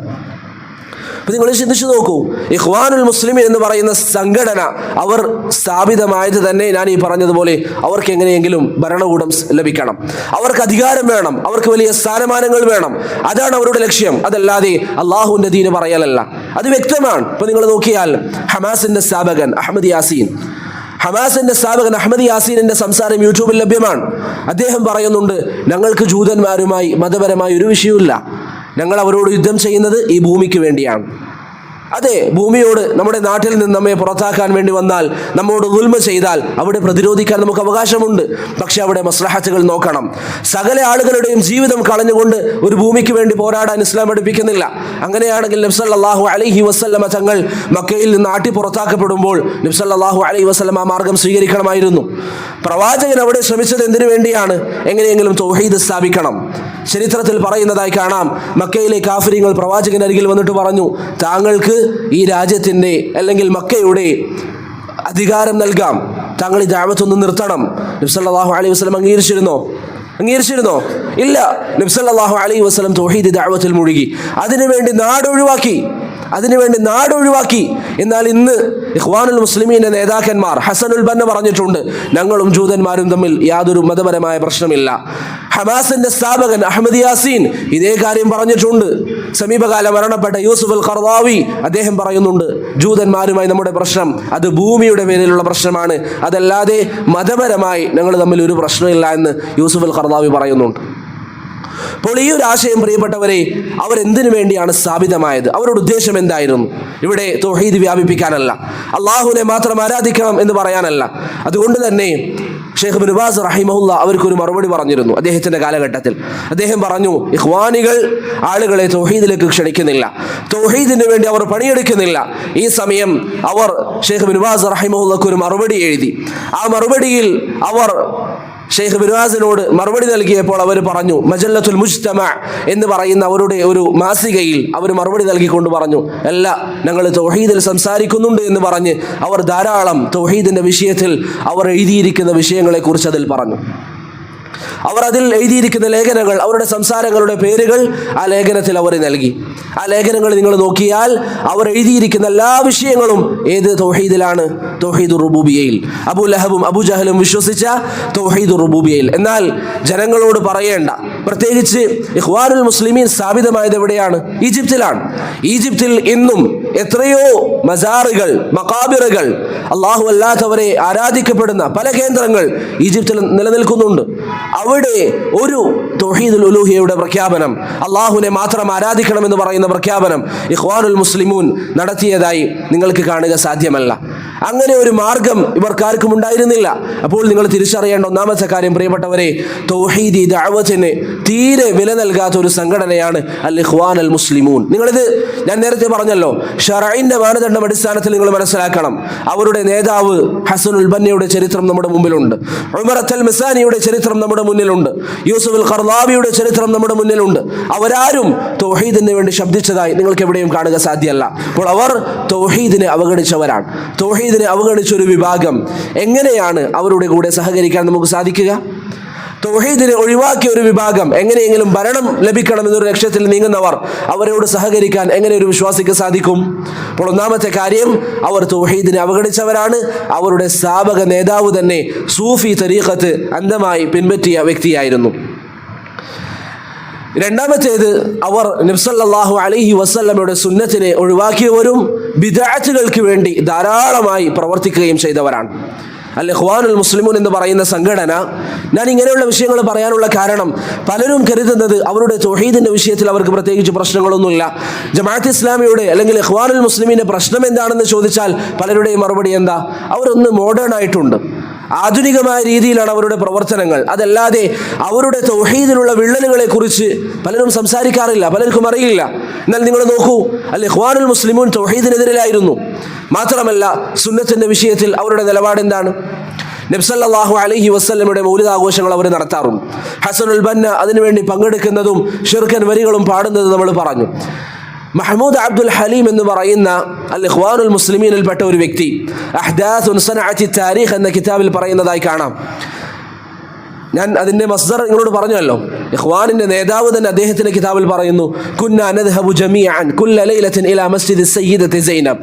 എല്ലാ രാത്രിയിലും സൈനബ് എന്ന പേരിലുള്ള മസ്ജിദിലേക്ക് ഞങ്ങൾ പോകും. ഫനുഅദ്ദി സലാത്തൽ ഇശാ, അവിടെ വെച്ച് ഇശാ നമസ്കാരം നിർവഹിക്കും. സുമ്മ നഖ്റുജു മിനൽ മസ്ജിദ്, പിന്നെ മസ്ജിദിൽ നിന്ന് പുറത്തേക്ക് വരും. വനസ്തഫു സുഫൂഫ, ഞങ്ങൾ സഫായി നിൽക്കും. യതഖദ്ദമുനൽ ഉസ്താദു ഹസനുൽ ബന്ന, ഞങ്ങളുടെ മുന്നിലേക്ക് ഹസനുൽ ബന്ന നിൽക്കും. യുൻഷിദു നശീദൻ മിൻ അനാശീദിൽ മൗലിദിൻ നബവി, നബി സല്ലല്ലാഹു അലൈഹി വസല്ലമയുടെ മൗലിദുമായി ബന്ധപ്പെട്ട് ഗാനങ്ങളും കവിതകളും പറയും. വനഹ്നു നുറദ്ദിദുഹു മിൻ ബഅദി, അത് കേട്ടുകൊണ്ട് ഞങ്ങളും കൂടെ പാടുമെന്ന് അവരുടെ നേതാവ് മഹ്മൂദ് അബ്ദുൽ ഹലീം അദ്ദേഹത്തിന്റെ ഗ്രന്ഥത്തിൽ എഴുതി വെക്കുന്നു.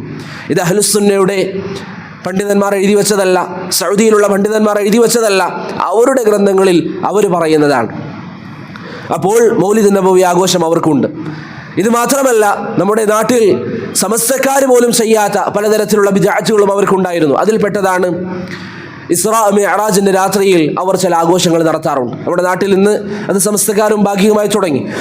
ഇസ്രാ മിഅ്റാജിന്റെ രാത്രിയിൽ അവർ ആഘോഷങ്ങൾ നടത്താറുണ്ടായിരുന്നു. ഉമർ അൽ മസാനി, ഞാൻ നേരത്തെ പറഞ്ഞ അൽ ഇഖ്വാനുൽ മുസ്ലിമീന്റെ മൂന്നാമത്തെ നേതാവ്, അദ്ദേഹം പറയുന്നു, അദ്ദേഹത്തിന്റെ മജല്ലത്തു ദഅവ എന്ന കിതാബിൽ അൽ ഇസ്രാ എന്ന പേരിൽ ഒരു ലേഖനം അദ്ദേഹം എഴുതി. എന്നിട്ട് അദ്ദേഹം പറയുന്നു, ആ ദിവസം ബഹുമാനിക്കുക എന്ന് പറയുന്നത് ആ മുഅ്ജിസത്തിനെ ബഹുമാനിക്കുന്നതിന്റെ ഭാഗമാണ്. ഇത് ബിദ്അത്തല്ലേ? ഒരു ദിവസത്തെ പ്രത്യേകത നിശ്ചയിച്ചുകൊണ്ട് ഇസ്രാ മിഅ്റാജിന്റെ രാത്രിയെ ബഹുമാനിക്കുക എന്ന് പറയുന്നത് നബി സല്ലല്ലാഹു അലൈഹി വസല്ലമ തങ്ങൾ പഠിപ്പിച്ച കാര്യമല്ല. അങ്ങനെ ഒരു രീതി മുസ്ലിമീങ്ങൾക്ക്, താബിഈങ്ങൾക്ക്, സ്വഹാബികൾക്ക് പരിചയമില്ല. അപ്പോൾ ഈ ബിദ്അത്ത് നടത്തിയവരാണ് അൽ ഇഖ്വാൻ അൽ മുസ്ലിമൂൻ. അതുപോലെ തന്നെ ഖബറുകളിലേക്ക്, ഔലിയാക്കളുടെ ഖബറുകളിലേക്ക് സഞ്ചരിച്ചുകൊണ്ട് ഹസനുൽ ബന്നയും കൂടെയുള്ള ആളുകളും പോകാറുണ്ട്. മുദക്കിറാത്ത് ഹസനുൽ ബന്ന എന്ന കിതാബിൽ പറയുന്നതായി കാണാം. ഹസനുൽ ബന്ന തന്നെ പറയുന്നു, ചില ദിവസങ്ങളിൽ ദുസൂഖിയുടെ ഖബർ സന്ദർശിക്കാൻ പോകും. ദുസൂഖി എന്ന് പറഞ്ഞാൽ അബ്ദുൽ ഖാദർ ജിലാനി എന്നൊക്കെ നമ്മൾ പറയുന്നത് പോലെ സൂഫികൾ വളരെയധികം ബഹുമാനിക്കുന്ന ഒരു വ്യക്തിയാണ്. ദുസൂഖിയുടെ ഖബറിലേക്ക് ഇടയ്ക്ക് നമ്മൾ സന്ദർശിക്കാൻ പോകും. ചില ദിവസങ്ങളിൽ സയ്യിദ് സഞ്ചർ എന്ന് പറയുന്ന ഹസാഫിയ തരീഖത്തിന്റെ നേതാവായ വ്യക്തിയുടെ ഖബർ സന്ദർശിക്കാൻ ഞങ്ങൾ പോവുകയും ഒരു ദിവസം പരിപൂർണമായി അവിടെ ഞങ്ങൾ തങ്ങുകയും ചെയ്യാറുണ്ട് എന്ന് ഹസനുൽ ബന്ന തന്നെ അദ്ദേഹത്തെ കുറിച്ച് പറയുന്നതായി നമുക്ക് കാണാൻ സാധിക്കും. അപ്പോൾ ഈ രൂപത്തിൽ ബിദ്അത്തുകളെ അങ്ങേയറ്റം ജനങ്ങൾക്കിടയിൽ വ്യാപിപ്പിക്കാൻ വേണ്ടി ശ്രമിച്ച ഒരു വിഭാഗമാണ് അൽ ഇഖ്വാൻ അൽ മുസ്ലിമൂന്റെ നേതാക്കന്മാർ. ഇന്ന് എന്തുകൊണ്ടാണ് അവർ ചെയ്യാത്തത്? നമ്മൾ നേരത്തെ പറഞ്ഞതുപോലെ ഇന്നവർ മോഡേൺ ആയ കാര്യങ്ങളിലാണ് അവരുടെ ശ്രദ്ധ. അവർക്ക് ദീനിന്റെ വിഷയത്തിൽ സംസാരങ്ങൾ തന്നെയില്ല. അവരിങ്ങനെ എവിടെയെങ്കിലും പ്രക്ഷോഭങ്ങൾ നടത്താൻ, എങ്ങനെയെങ്കിലും അവർക്ക് ഭരണകൂടത്തിൽ എത്തണമെന്നൊരു ഉദ്ദേശം മാത്രമാണ് അവരുടെ മുന്നിൽ നിന്നുള്ളത്. അതുകൊണ്ട് പ്രിയപ്പെട്ടവരെ, അൽ ഇഖ്വാൻ അൽ മുസ്ലിമൂൻ തൗഹീദ് ഉപേക്ഷിച്ചവരാണ്, ബിദ്അത്തുകളെ അങ്ങേയറ്റം പ്രചരിപ്പിച്ചവരാണ്. തീർന്നില്ല, ഹസനുൽ ബന്ന എന്ന് പറയുന്ന ഈ വ്യക്തി മഹ്ദിയുടെ വിഷയത്തിൽ അദ്ദേഹത്തിന്റെ വിശ്വാസം എന്തായിരുന്നു?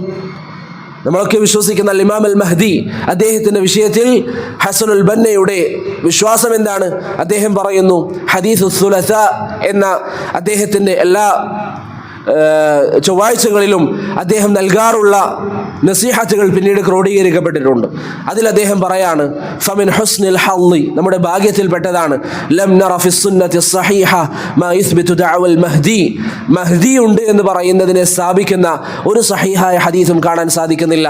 ഇന്നമ അഹാദീസുഹു തദൂറു ബൈനൽ ളഅഫി വൽ വദ്ഇ, മഹ്ദിയുടെ വിഷയത്തിൽ വന്നിരിക്കുന്ന ഹദീസുകൾ ഒന്നിക്കൽ ദുർബലമാണ്, അതല്ലെങ്കിൽ കെട്ടിച്ചമക്കപ്പെട്ടതാണ്. ഇതാണ് ഹസനുൽ ബന്ന മഹ്ദിയുടെ വിഷയത്തിൽ പറഞ്ഞ വിശ്വാസം. എന്നാൽ അഹ്ലുസുന്നയോ മഹ്ദി ഉണ്ടെന്ന് വിശ്വസിക്കുന്നു, മഹ്ദി വരുമെന്ന് വിശ്വസിക്കുന്നു. സഹാബികളിൽ ധാരാളക്കണക്കിന് ആളുകൾ ഉദ്ധരിച്ച ഹദീസാണ് മഹ്ദിയുമായി ബന്ധപ്പെട്ട ഹദീസ്. എവിടെ നിന്നാണ് ഹസനുൽ ബന്ന ഈ ചിന്താഗതി എടുത്തത്? ഹസനുൽ ബന്നയ്ക്ക് ഈ ചിന്താഗതി എവിടെ നിന്നാണ് വന്നത്? ഹസനുൽ ബന്ന അങ്ങേയറ്റം പുകഴ്ത്തിയിരുന്ന വ്യക്തികളാണ് ജമാലുദ്ദീൻ അൽ അഫ്ഗാനി. വളരെയധികം മൂപ്പരുടെ ഗ്രന്ഥങ്ങളിലൊക്കെ പുകഴ്ത്തിയ ഒരു വ്യക്തിയാണ് ജമാലുദ്ദീൻ അൽ അഫ്ഗാനി. ജമാലുദ്ദീൻ അഫ്ഗാനി നിങ്ങൾക്കറിയാം, അദ്ദേഹം പലപ്പോഴും നിരീശ്വരവാദം സ്വീകരിച്ച, ഇസ്ലാമിൻ്റെ കഠിനമായ ശത്രുത വെച്ച് പുലർത്തിയിരുന്ന, ഇസ്ലാമിൻ്റെ ഖുർആനിനെ ഹദീസുകളെ തള്ളിപ്പറഞ്ഞ വ്യക്തിയാണ് ജമാലുദ്ദീൻ അഫ്ഗാനി. അതുപോലെ മുഹമ്മദ് അബ്ദു, അവരുടെ മാർഗം അങ്ങേയറ്റം സ്വീകരിക്കുകയും അവരെ പുകഴ്ത്തുകയും ചെയ്യാറുള്ള വ്യക്തിയായിരുന്നു ഹസനുൽ ബന്ന. അവർ മഹ്ദിയുമായി ബന്ധപ്പെട്ട ഹദീസ്, മുഹമ്മദ് അബ്ദു മഹ്ദിയുമായി ബന്ധപ്പെട്ട ഹദീസുകൾ നിഷേധിച്ചിട്ടുണ്ട്. അപ്പോൾ ഹസനുൽ ബന്നയും അതേ മാർഗത്തിൽ സഞ്ചരിച്ച വ്യക്തിയാണ്. ഇന്നത്തെ ജമാഅത്തെ ഇസ്ലാമിയുടെ നേതാവ് അബുൽ അല അൽ മൗദൂദി മഹ്ദിയുടെ ഹദീസുകൾ നിഷേധിക്കുന്നുണ്ട്. മഹ്ദിയെ നിഷേധിക്കുന്ന വ്യക്തിയാണ് അബുൽ അല അൽ മൗദൂദി എന്ന് പറയുന്ന വ്യക്തിയും. അതുകൊണ്ട് പ്രിയപ്പെട്ടവരെ, മുസ്ലിമീങ്ങൾ വിശ്വസിക്കുന്ന പല വിശ്വാസങ്ങളിലും അവർ മുസ്ലിമീങ്ങൾക്കെതിരാണ്. അവർ ഖുർആനിൻ്റെയും സുന്നത്തിൻ്റെയും ആശയങ്ങളല്ല വിശ്വസിച്ചു പോരുന്നത്. ഇനി അവരിൽ കാണുന്ന, ഇന്നും വളരെ പ്രകടമായി അവരിൽ കാണുന്ന ഒരു വിഷയമാണ് ഷിയാക്കളുമായുള്ള അവരുടെ വലിയ ബന്ധവും അഹ്ലുസുന്നക്കെതിരെയുള്ള അവരുടെ ശത്രുതയും. ഒന്നാമത്തേത് തൗഹീദ് നമ്മൾ പറഞ്ഞു, രണ്ടാമത്തേത് ബിദ്അത്തുകൾ പ്രചരിപ്പിക്കുന്നതിൽ അവരുടെ പങ്ക്, മൂന്നാമത്തെ കാര്യം മഹ്ദിയിലുള്ള അവരുടെ വിശ്വാസം, അഖീദയിലുള്ള പിഴവ്, നാലാമത്തെ കാര്യം അവർ ഷിയാക്കളുമായി വെച്ച് പുലർത്തുന്ന ബന്ധം.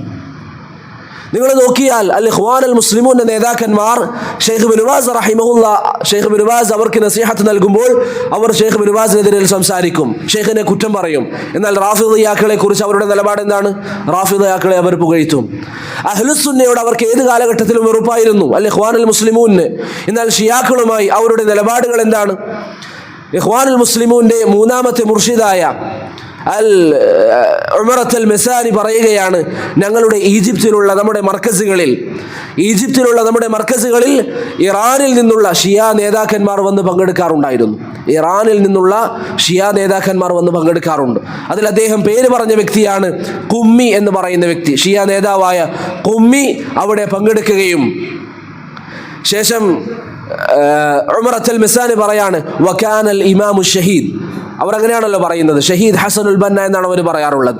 ഹസനുൽ ബന്ന യഅമലു ജാദൻ അല തഖരീബ് ബൈനൽ മദാഹിബ്, ഷിയാക്കളും അഹ്ലുസുന്നയും അല്ലെങ്കിൽ ഷിയാക്കളും ഇഖ്വാനികളും തമ്മിൽ ബന്ധം സ്ഥാപിക്കാൻ വേണ്ടി പരിശ്രമിക്കാറുണ്ട്. ശേഷം ഉമറത്ത് അൽ മെസാനി, ഇഖ്വാനി നേതാവായ മൂന്നാമത്തെ മുർഷിദ്, ഹസനുൽ ബന്നയുടെ സംസാരം ഉദ്ധരിക്കുകയാണ്. ഹസനുൽ ബന്ന പറയാറുണ്ട്, ഇഅ്ലമു, നിങ്ങൾ അറിയുക, അന്ന അഹ്ലസുന്നയും വശിയ, ഷിയാക്കളും തജ്മഉഹും കലിമതു ലാ ഇലാഹ ഇല്ലല്ലാഹ്, അവർ രണ്ടുപേരും ലാ ഇലാഹ ഇല്ലല്ലാഹ് പറയുന്നവരാണ്. വഅന്ന മുഹമ്മദർ റസൂലുള്ളാഹ്, മുഹമ്മദ് റസൂലുള്ളാഹ് പറയുന്നവരാണ്. വഹാദാ അസ്ലുൽ അഖീദ, ഇതാണ് അഖീദയുടെ അടിസ്ഥാനം. വസ്സുന്നതു വശിയഅതു ഫീഹി സവാ, ആ വിഷയത്തിൽ അഹ്ലുസുന്നയും ഷിയാക്കളും ഒരുപോലെയാണ്.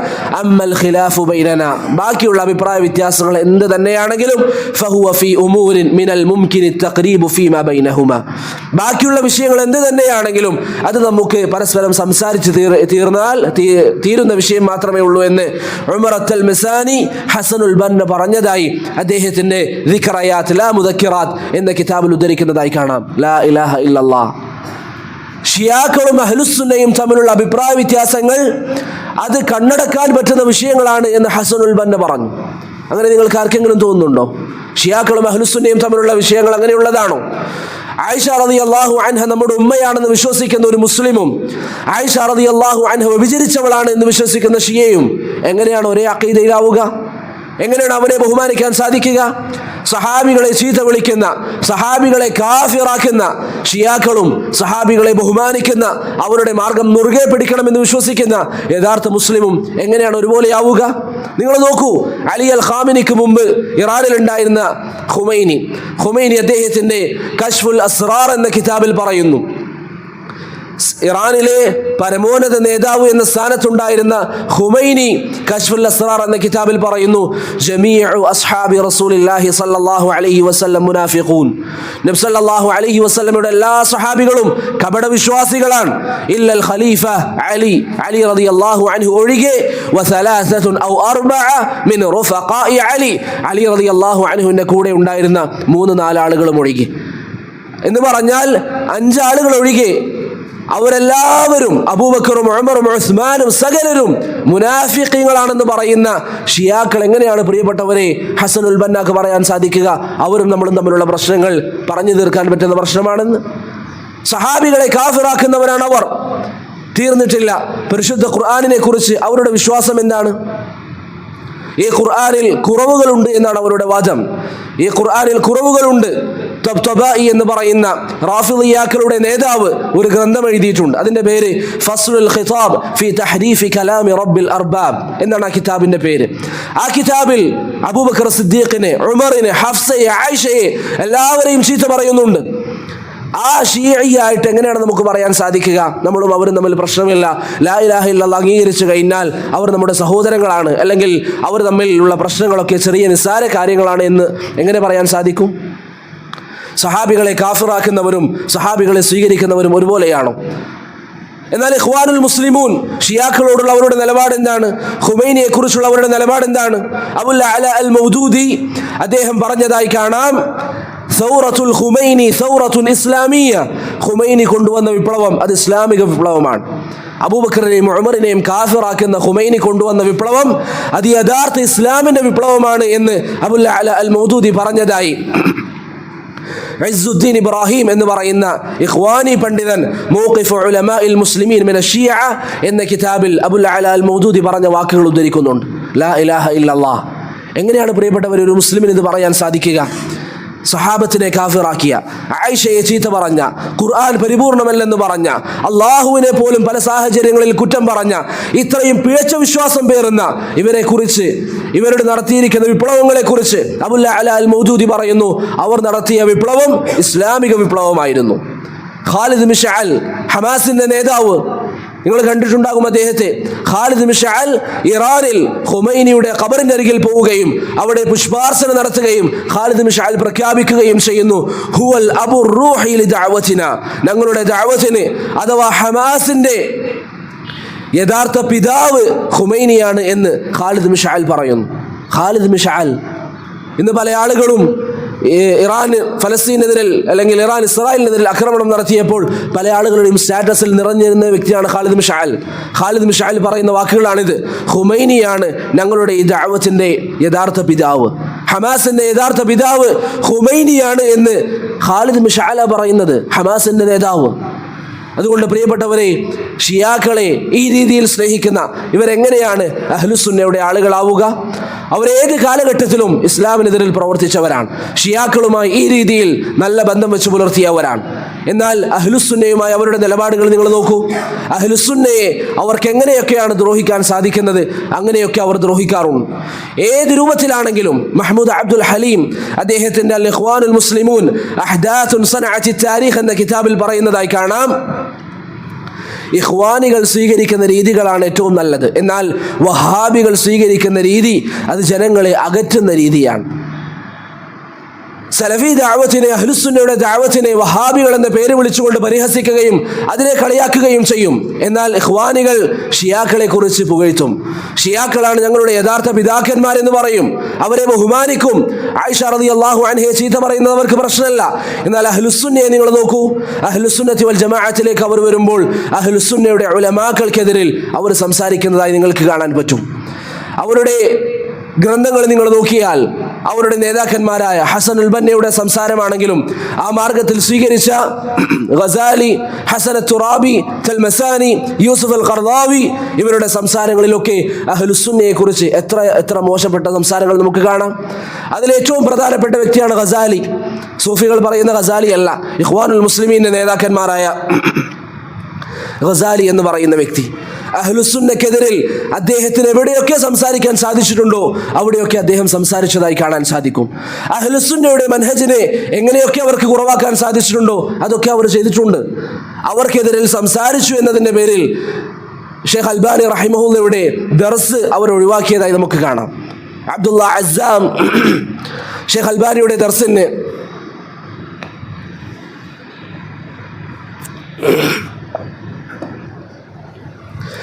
അബ്ദുള്ള അസ്സാം എന്ന് പറയുന്ന ഇഖ്വാനി ഷെയ്ഖ് അൽബാനിയുടെ ദർസിന് സ്ഥിരമായി വരാറുള്ള ഒരാളായിരുന്നു. അങ്ങനെ ഷെയ്ഖ് അൽബാനി ഒരിക്കൽ ജോർദാനിലുള്ള ഇഖ്വാനികൾക്കെതിരിൽ സംസാരിച്ചു. പിറ്റേ ദിവസം മുതൽ ദർസിന് വരുന്നില്ല. ഷെയ്ഖ് അൽബാനിക്കെതിരിൽ അവർ മറുപടികൾ ഇറക്കാൻ വേണ്ടി തുടങ്ങി. സുന്നത്തിന് വേണ്ടി പരിശ്രമിച്ച, ഹദീസുകൾക്ക് ഖിദ്മത്ത് ചെയ്ത ഒരു പണ്ഡിതൻ അവർക്കെതിരിൽ സംസാരിച്ചു എന്നതിൻ്റെ പേരിൽ അവർ ഒഴിവാക്കുന്നു. അവർക്കെതിരിലാണ് സംസാരിച്ചത്. എന്നാൽ ഷിയാക്കൾ അബൂബക്കറിനെതിരിൽ സംസാരിച്ചു, ഉമറിനെതിരിൽ സംസാരിച്ചു. അവരുമായി ഇവർക്ക് യാതൊരു പ്രശ്നവുമില്ല. അവരുമായി ഇഖ്വാനുൽ മുസ്ലിമൂന് യാതൊരു പ്രശ്നവുമില്ല. യൂസുഫ് അൽ ഖർദാവിയെ നിങ്ങൾ നോക്കൂ, അദ്ദേഹം അഹ്ലുസുന്നയുടെ ഉലമാക്കൾക്കെതിരിൽ സംസാരിച്ചതായി കാണാം. അദ്ദേഹത്തിന് ഒരു ഗ്രന്ഥമുണ്ട്, കൈഫ നതആമലു മഅ സുന്ന എന്നാണ് അതിൻ്റെ പേര്. സുന്നത്തിനോട് നാം സ്വീകരിക്കേണ്ട നിലപാട് എന്താണ് എന്നുള്ളത്. അത് നിങ്ങൾ വായിച്ചു നോക്കിയാൽ വല്ലാഹി നിങ്ങൾ അത്ഭുതപ്പെടും. യൂസുഫ് അൽ ഖർദാവി എങ്ങനെയാണ് ജനങ്ങളെ പാകപ്പെടുത്തുന്നത്. ഹദീസിൻ്റെ വിഷയത്തിലുള്ള നബി സല്ലല്ലാഹു അലൈഹി വസല്ലമ തങ്ങൾ പറഞ്ഞ കാര്യങ്ങളെ യൂസുഫ് അൽ ഖർദാവി എങ്ങനെയാണ് കൈകാര്യം ചെയ്യുന്നത് എന്ന് നിങ്ങളൊന്ന് നോക്കിയാൽ നിങ്ങൾ അത്ഭുതപ്പെടും. ഒന്ന് രണ്ട് ഉദാഹരണങ്ങൾ മാത്രം ഞാൻ പറയാം. നബി സല്ലല്ലാഹു അലൈഹി വസല്ലമ തങ്ങൾ പറഞ്ഞു, കഠിനമായ ചൂടിന് കാരണം എന്താണ്, കഠിനമായ തണുപ്പിന് കാരണം എന്താണ്, അത് സ്വർഗവും നരകവും ഒരു ശ്വാസം വിടുന്നതാണ് എന്ന് പറയുന്ന ഹദീസ് നിങ്ങൾ കേട്ടിട്ടുണ്ടാകും. യൂസുഫ് അൽ ഖർദാവി അതിനെ വിശദീകരിച്ചുകൊണ്ട് അദ്ദേഹത്തിൻ്റെ കൈഫ നതആമലു മഅ സുന്ന എന്ന കിതാബിൽ പറയുന്നു, ഇന്നത്തെ കാലഘട്ടത്തിൽ കുട്ടികളൊക്കെ ജോഗ്രഫി പഠിക്കുന്ന ആളുകളാണ്. അവർക്കറിയാം കാലാവസ്ഥാ വ്യതിയാനം എങ്ങനെയാണ് ഉണ്ടാകുന്നത് എന്ന്.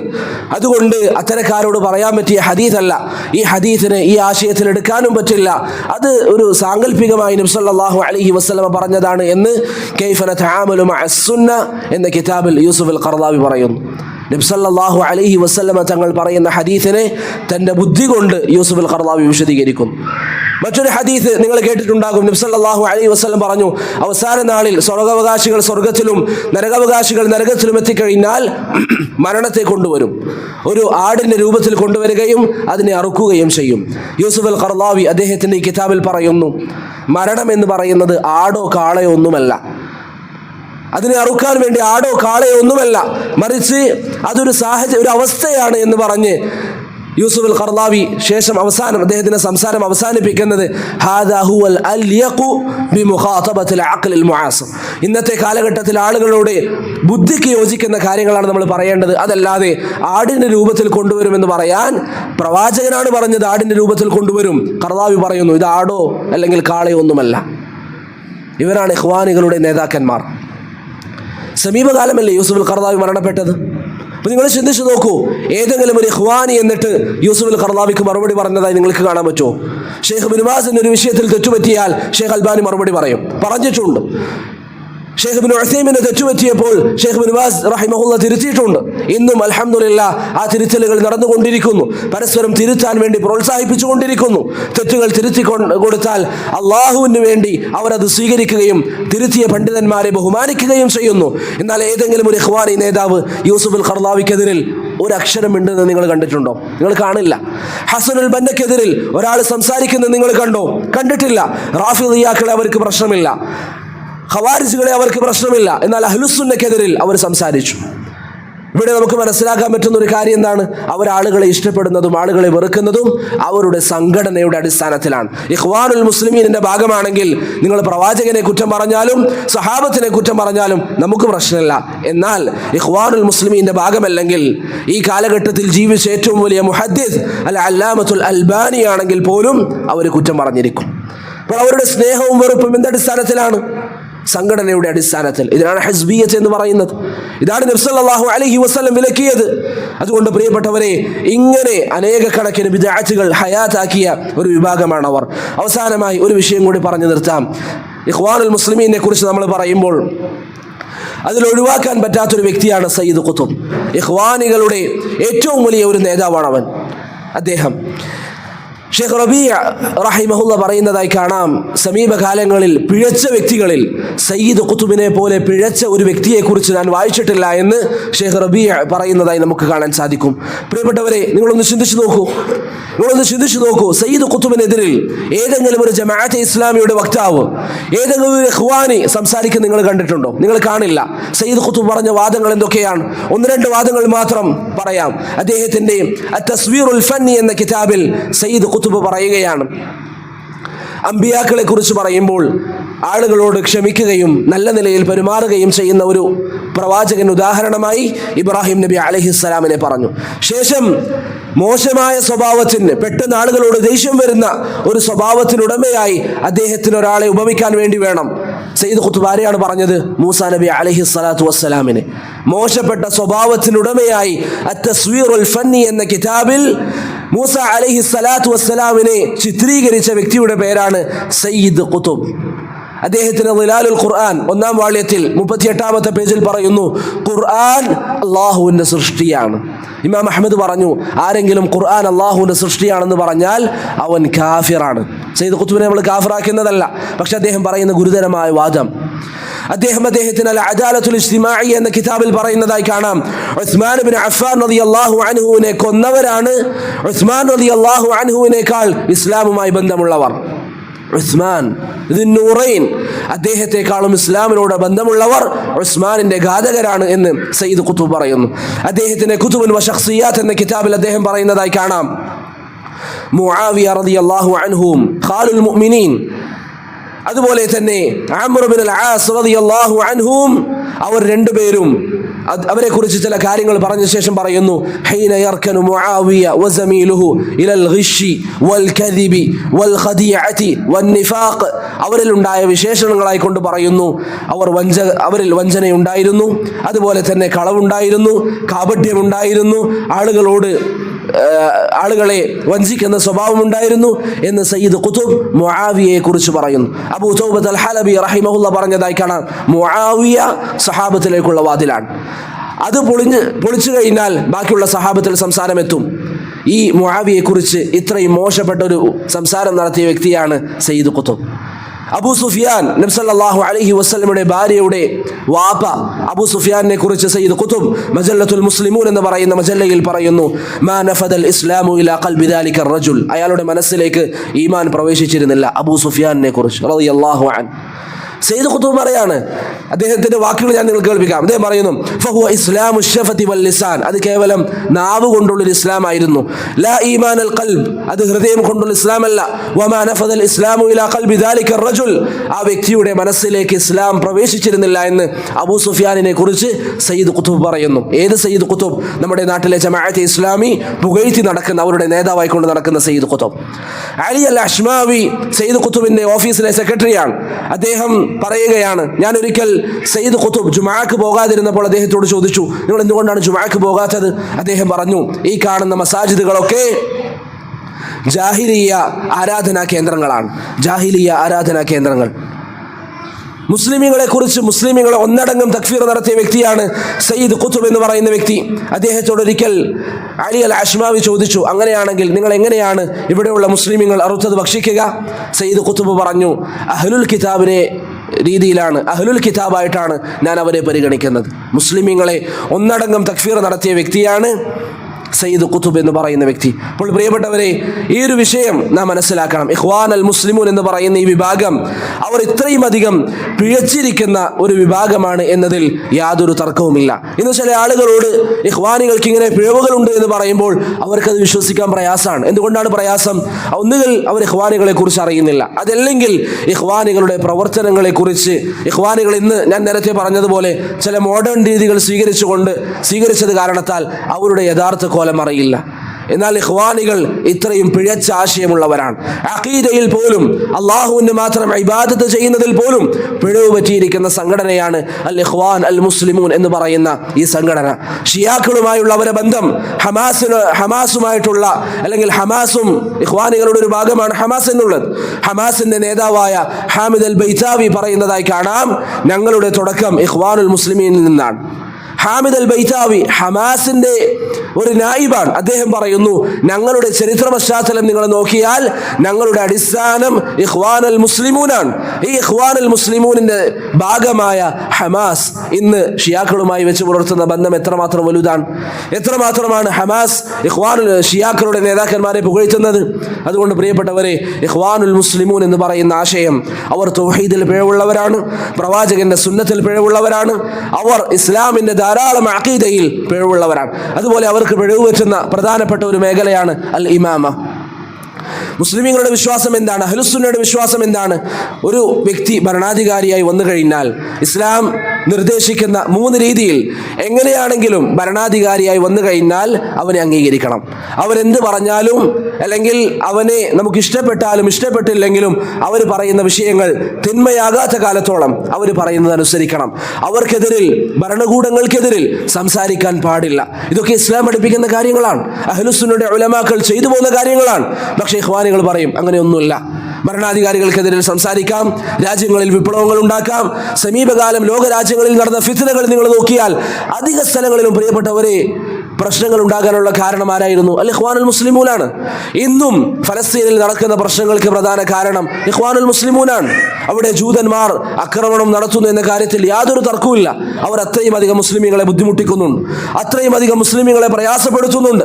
അവർക്ക് അർഹിക്കുന്നത് അല്ലാഹു സുബ്ഹാനഹു വ തആല നൽകട്ടെ. പക്ഷേ ഇവിടെ നാം മനസ്സിലാക്കേണ്ടത്, ഇപ്പൊ അവസാനം നടക്കുന്ന പ്രശ്നം, ഇത് തുടങ്ങാനുള്ള കാരണം എന്തായിരുന്നു? ഹമാസ് എന്ന് പറയുന്ന സംഘടന ഇസ്രായേലിൽ ആക്രമണം നടത്തി. എന്താണ് കാരണം? അല്ലെങ്കിൽ ഇസ്ലാം പറയുന്ന മാനദണ്ഡങ്ങൾ പാലിച്ചുകൊണ്ടാണ് ആക്രമണം നടത്തിയത്? ഇസ്ലാം യുദ്ധത്തിന് പറയുന്ന ഒരു നിബന്ധനയാണ്, ഇമാമിന്റെ കീഴിലായിരിക്കണം യുദ്ധം. അവിടെ ഇമാം പാലിക്കപ്പെട്ടിട്ടുണ്ടോ? ഇനി ഇമാമുണ്ട് എന്ന് അവർ അവരുടേതായ ന്യായീകരണങ്ങൾ വെച്ച് പറഞ്ഞാലും ഇസ്ലാം പറയുന്ന 2ാമത്തെ നിബന്ധനയാണ് കഴിവുണ്ടാവുക എന്നുള്ളത്. കഴിവില്ലെങ്കിൽ ഒരു വ്യക്തിക്ക് ഹജ്ജ് നിർബന്ധമല്ല, കഴിവില്ലെങ്കിൽ ഒരു വ്യക്തിക്ക് നോമ്പ് നിർബന്ധമല്ല. അതിനേക്കാളും വലിയ കാര്യമല്ല ജിഹാദ്. ഇതൊക്കെ ഈമാനിന്റെ അടിസ്ഥാനമാണ്. നിസ്കാരവും നോമ്പുമൊക്കെ. അത് കഴിവില്ലാത്തവന് ഒഴിവുണ്ട് എങ്കിൽ, കഴിവില്ലാതെ ഫലസ്തീനികളെ കൂട്ടക്കൊലക്കിട്ട് കൊടുത്തുകൊണ്ട് ഇന്ന് ഹമാസ് നടത്തുന്ന വിപ്ലവം, അല്ലെങ്കിൽ അവർ പറയുന്ന തൂഫാനുൽ അഖ്സ, എത്രമാത്രം മുസീബത്തുകളാണ് മുസ്ലിമുകൾക്ക് ഉണ്ടായിരിക്കുന്നത്! ആയിരക്കണക്കിന് ആളുകൾ ഇന്ന് കൊല്ലപ്പെടുന്നു. എന്നിട്ട് അതിലേറ്റവും വലിയ അത്ഭുതം, അവരുടെ മൂസ അബു മർസൂഖ് എന്ന് പറയുന്ന വ്യക്തി അൽ അറബി എന്ന് പറയുന്ന ചാനൽ ഒരു അഭിമുഖം നൽകിയപ്പോൾ അദ്ദേഹത്തോട് അവർ ചോദിച്ചു, നിങ്ങൾ എന്തുകൊണ്ടാണ് ഫലസ്തീനികളെ സംരക്ഷിക്കാൻ വേണ്ടി ബങ്കറുകൾ സ്ഥാപിക്കാത്തത്? അദ്ദേഹം പറഞ്ഞ മറുപടി, ഗസയിലുള്ള ബങ്കറുകൾ അവിടെയുള്ള പോരാളികൾക്ക് മാത്രമുള്ളതാണ്, അഥവാ ഹമാസിനുള്ളതാണ്. എന്നാൽ ഗസയിലുള്ള മദനീയകൾ എന്ന് പറഞ്ഞാൽ സാധാരണ ജനങ്ങൾ, അവരുടെ ഉത്തരവാദിത്വം നമ്മുടെ മേലിലല്ല. അവരെ വേണമെങ്കിൽ UN സംരക്ഷിച്ചു കൊള്ളട്ടെ എന്ന് അബു മർസൂഖ് അൽ അറബിയ ചാനലിൽ പറഞ്ഞത് ഇന്നും അദ്ദേഹത്തിന്റെ രൂപവും സംസാരവും അടക്കം യൂട്യൂബിൽ നിങ്ങൾക്ക് കാണാൻ പറ്റും. എന്നിട്ടും അവർ പറയുന്നു അവർ ഉമ്മത്തിന്റെ മസ്ലഹത്തിന് വേണ്ടിയാണ് പരിശ്രമിക്കുന്നത് എന്ന്. അവർ ഈ ചെയ്തു കൂട്ടുന്ന ലററുകൾ കാരണത്താൽ ഇമാമത്ത് എന്ന് പറയുന്ന ഇസ്ലാമിന്റെ ഒരു അടിസ്ഥാന വിഷയം, ഭരണാധികാരിയോടുള്ള സമീപനം, ആ വിഷയത്തിൽ അവർക്ക് സംഭവിച്ച പിഴവ് കാരണത്താലാണ് ഈ ഫിത്നകളൊക്കെ അവരിലൂടെ ഉണ്ടാകുന്നത്. അവർ ഭരണാധികാരികൾക്കെതിരെ സംസാരിക്കുന്നത് അനുവദിച്ചു. ജിഹാദ് ഇസ്ലാം പഠിപ്പിക്കുന്ന ശുറൂത്തുകളില്ലാതെ എങ്ങനെയും നടത്താം എന്നൊരു രീതി അവർ ഇന്ന് ചെയ്തുകൊണ്ടേയിരിക്കുന്നു. പല സ്ഥലങ്ങളിലും അവർ വിപ്ലവങ്ങൾ ഉണ്ടാക്കി മുസ്ലിങ്ങൾക്ക് സകല ഫിത്നകളും കൊണ്ടുവന്നു. അതുകൊണ്ട് പ്രിയപ്പെട്ടവരെ, എപ്പോഴും ഞാൻ നേരത്തെ പറഞ്ഞതുപോലെ മാ അന അലൈഹി വഅസ്ഹാബി എന്ന മാർഗത്തിലേക്ക് നമ്മൾ മടങ്ങുക. ഈ ഇഖ്വാനുൽ മുസ്ലിമൂൻ ഇവിടെ പ്രചരിപ്പിക്കുന്ന ആശയങ്ങൾ അത് ഇസ്ലാമുമായി യാതൊരു ബന്ധവുമില്ലാത്ത ആശയമാണ് എന്നത് നാം മനസ്സിലാക്കാൻ ശ്രമിക്കുകയും ചെയ്യുക. അല്ലാഹു സുബ്ഹാനഹു വ തആല നമുക്ക് ഹഖ് മനസ്സിലാക്കാൻ തൗഫീഖ് നൽകി അനുഗ്രഹിക്കുമാറാകട്ടെ.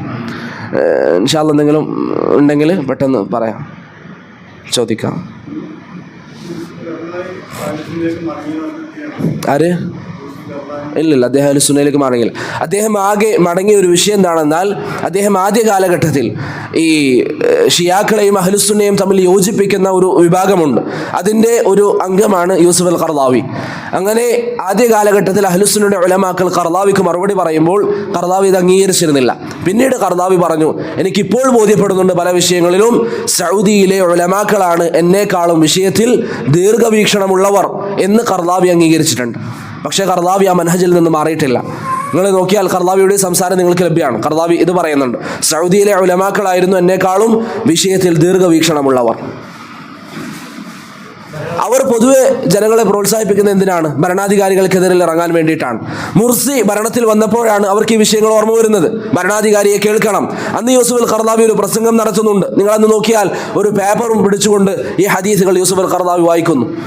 അതുവരെ അവർക്ക് അങ്ങനെ പറഞ്ഞ ശീലമില്ല, ഭരണാധികാരികളെ കേൾക്കണമെന്ന് പറഞ്ഞ്. പക്ഷേ മുർസി വന്നപ്പോഴേക്ക് മുർസി തന്നെ ഇസ്ലാമിൻ്റെ അഖീദയെ പൊളിക്കുന്ന നിലയിൽ സംസാരിച്ചതായി കാണാം. അതുകൊണ്ട് യൂസുഫ് അൽ ഖർദാവി ആ അഖീദയിൽ തന്നെയാണ്. ധാരാളം ആളുകളെ പിഴപ്പിച്ച വിശ്വാസത്തിലാണ് യൂസുഫ് അൽ ഖർദാവി അവസാന സമയം വരെ ഉണ്ടായിരുന്നത്.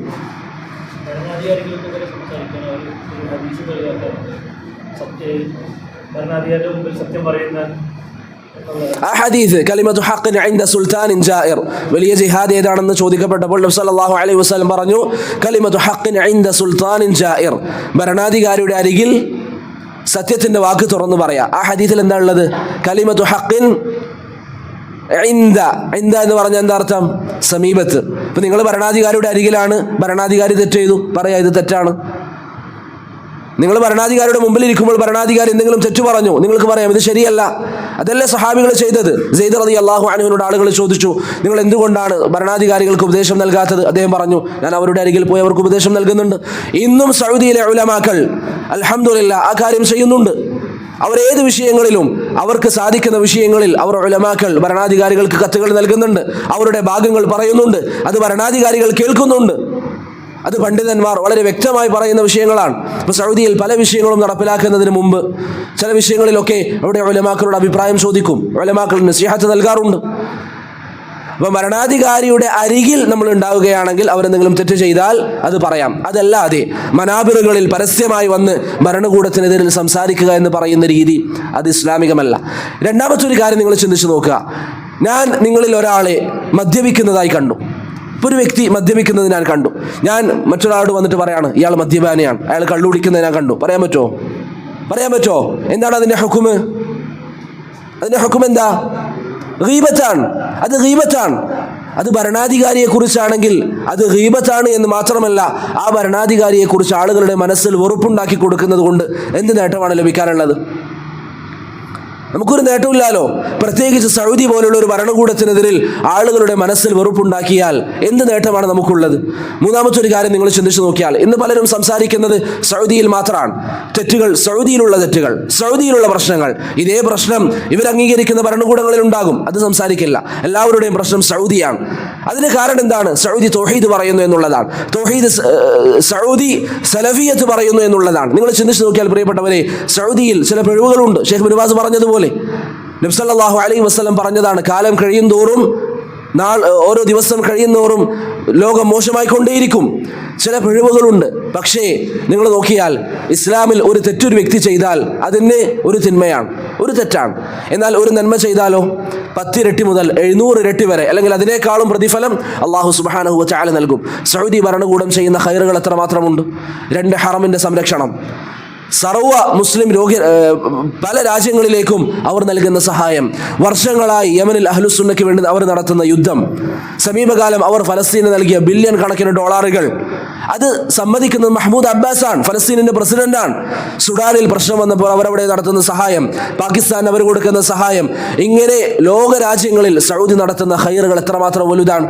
2 ഹറമുകളുടെ സേവനങ്ങൾ നിങ്ങൾ ചിന്തിച്ചു നോക്കിയാൽ, അവിടുത്തെ കാർപ്പറ്റുകൾ ഇടക്കിടക്ക് മാറ്റുന്നു, അവിടെ ജനങ്ങൾക്ക് കുടിക്കാൻ അവർ തയ്യാറാക്കിയിരിക്കുന്ന വെള്ളം, അവർക്ക് സംരക്ഷണത്തോടുകൂടി അവിടെ നടക്കാൻ എല്ലാവിധ സൗകര്യങ്ങളും ഒരുക്കി. ഇതിനൊക്കെ പ്രതിഫലം ഇരട്ടിയായി അവർക്ക് അല്ലാഹു സുബ്ഹാനഹു വ തആല നൽകുന്നുണ്ട്. ഈ നന്മകൾ നമ്മൾ പറയാതെ അവർക്കെതിരിൽ തിന്മകൾ മാത്രം പറഞ്ഞ് ജനങ്ങൾക്ക് ഭരണാധികാരികളോട് വെറുപ്പുണ്ടാക്കുക എന്ന് പറയുന്നത് അഹ്ലുസുന്ന സ്വീകരിച്ച രീതിയല്ല. ഇതിനേക്കാളും ക്രൂരനായ ഭരണാധികാരികൾ ഇസ്ലാമിക ചരിത്രത്തിൽ ഉണ്ടായിട്ടുണ്ട്. നിങ്ങൾ നോക്കൂ, ഇമാം അഹ്മദിന്റെ ചരിത്രത്തിൽ, സമയം കുറവായതുകൊണ്ട് പെട്ടെന്ന് പറഞ്ഞു പോകാം. 3 ഭരണാധികാരികൾ തുടർച്ചയായി വന്നു. മഅ്മൂൻ, മുഅ്തസിം, വാസിഖ്. 3 പേരും പറഞ്ഞു ഖുർആൻ അല്ലാഹുവിന്റെ സൃഷ്ടിയാണ്. ഇമാം അഹ്മദിനെ തടവറയിലിട്ടു. 14 വർഷത്തോളം പീഡിപ്പിച്ചു. ഇമാം അഹ്മദിന് വീട്ടിൽ നിന്ന് പുറത്തിറങ്ങാൻ അനുമതി ഉണ്ടായിരുന്നില്ല. മസ്ജിദിൽ ജമാഅത്തിന് പങ്കെടുക്കാൻ അനുമതി ഉണ്ടായിരുന്നില്ല. ഒരാളോട് സംസാരിക്കാൻ പാടില്ലായിരുന്നു. ഫത്വ നൽകാൻ പാടില്ല. ദർസുകൾക്ക് വിലക്ക് ഏർപ്പെടുത്തി. ഒക്കെ ചെയ്തു. വാസിഖിന്റെ ഭരണകൂടത്തിൽ ആളുകൾ ഇമാം അഹ്മദിന്റെ അരികിൽ വന്നിട്ട് ചോദിച്ചു, യാ ഇമാം ലഖദ് അളുമൽ അംറു വസ്സതാൽ, വിഷയം വളരെ ഗൗരവമാണ്. ഇത്രയും കഠിനമായ പീഡനങ്ങളാണ് ഭരണകൂടങ്ങൾ നമുക്കെതിരിൽ നടത്തുന്നത്. അവർക്കെതിരിൽ ഇറങ്ങാൻ താങ്കൾ അനുമതി നൽകണം. ഇമാം അഹ്മദ് എന്താ പറഞ്ഞത്? ഇറങ്ങിക്കോ എന്നാണോ? ഖുർആൻ അല്ലാഹുവിന്റെ സൃഷ്ടിയാണെന്ന് വിശ്വസിച്ചവരായിരുന്നു അവർ. പക്ഷേ ഇമാം അഹ്മദ് പറഞ്ഞു ഇറങ്ങാൻ പാടില്ല. എന്തുകൊണ്ടാണ്? ഇറങ്ങിയാൽ കലാപുണ്ടാകും. ഭരണകൂടത്തിനെതിരിൽ പരസ്യമായി സംസാരിച്ചാൽ ജനങ്ങൾക്കിടയിൽ പ്രശ്നമുണ്ടാകും. അത് ധാരാളം മുസ്ലിമീങ്ങളുടെ രക്തച്ചൊലിച്ചലിന് കാരണമാകുമെന്ന വിഷയത്താൽ ഇമാം അഹ്മദ് റഹിമഹുല്ലാഹ് അവരെ വിലക്കി. അതുകൊണ്ട് ഭരണകൂടങ്ങൾക്കെതിരിൽ ആളുകളെ ഇറക്കി പുറപ്പെടുവിക്കുക എന്ന് പറയുന്നത് ഒരിക്കലും അഹ്ലുസുന്ന സ്വീകരിക്കുന്ന രീതിയല്ല. അതുകൊണ്ട് അഹ്ലുസുന്നയുടെ അഖീദയുടെ ഏത് കിതാബ് നിങ്ങൾ നോക്കിയാലും, ഏത് കിതാബ് വലുതാവട്ടെ ചെറുതാവട്ടെ, അതിൽ ഇജ്മാ ഉദ്ധരിച്ച വിഷയമാണ് ഭരണാധികാരി ഫാസിഖാണെങ്കിലും ഫാജിറാണെങ്കിലും സാലിഹാണെങ്കിലും അവനോട് സമഉം തഅത്തും വേണം. അത് ചരിത്രത്തിൽ ഏതുദാഹരണം? യസീദ് ഇബ്നു മുആവിയ ധാരാളം പിഴവുകൾ ഉണ്ടായിരുന്ന ഒരു ഭരണാധികാരിയാണ്. പക്ഷേ അബ്ദുല്ലാഹി ഇബ്നു ഉമർ റളിയല്ലാഹു അൻഹു അദ്ദേഹത്തെ ബൈഅത്ത് ചെയ്തിട്ടുണ്ട്. അദ്ദേഹത്തിനെതിരെ ആളുകൾ ഇറങ്ങുന്നത് അദ്ദേഹം വിലക്കിയിട്ടുണ്ട്. അതുകൊണ്ട് ഈ വിഷയം വളരെ വ്യക്തമായി നാം മനസ്സിലാക്കണം. ഭരണകൂടങ്ങൾക്കെതിരിൽ സംസാരിക്കുക എന്ന് പറയുന്നത് ഒരിക്കലും അഹ്ലുസുന്ന അനുവദിച്ച രീതിയായിരുന്നില്ല.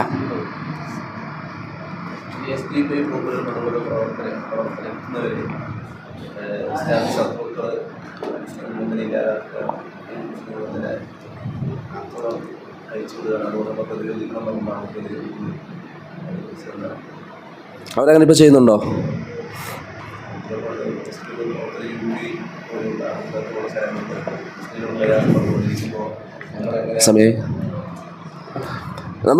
നമുക്ക് നേരെ വരുന്ന ആക്രമണങ്ങൾ, ഇപ്പം നമ്മൾ ഒരു മസ്ജിദിലിരിക്കുമ്പോൾ മസ്ജിദ് പൊളിക്കാൻ വരാണ്, നമുക്ക് അവിടെ പ്രതിരോധിക്കാം, നമുക്ക് സാധിക്കുമെങ്കിൽ. പക്ഷേ നമുക്കവിടെ സാധിക്കുന്നില്ലെങ്കിൽ നമ്മൾ എന്താ ചെയ്യേണ്ടത്? നമ്മൾ മരിച്ചിട്ടാണെങ്കിലും എങ്ങനെയെങ്കിലും ഇത് സംരക്ഷിക്കുമെന്നല്ല, നമ്മൾ വിട്ടുകൊടുക്കുക. നബി സല്ലല്ലാഹു അലൈഹി വസല്ലം മക്ക വിട്ടു വന്നതുപോലെ അതൊരിക്കലും ഭീരുത്വമല്ല. ഇപ്പോൾ ചില സമയങ്ങളിൽ നമ്മൾ ചെയ്യേണ്ടത് എന്തായിരിക്കും? അവരായിട്ട് കരാറിൽ ഏർപ്പെടേണ്ടി വരും. ഇപ്പോൾ നബി സല്ലല്ലാഹു അലൈഹി വസല്ലം ഹുദൈബിയ സന്ധിയിൽ എന്താ ചെയ്തത്?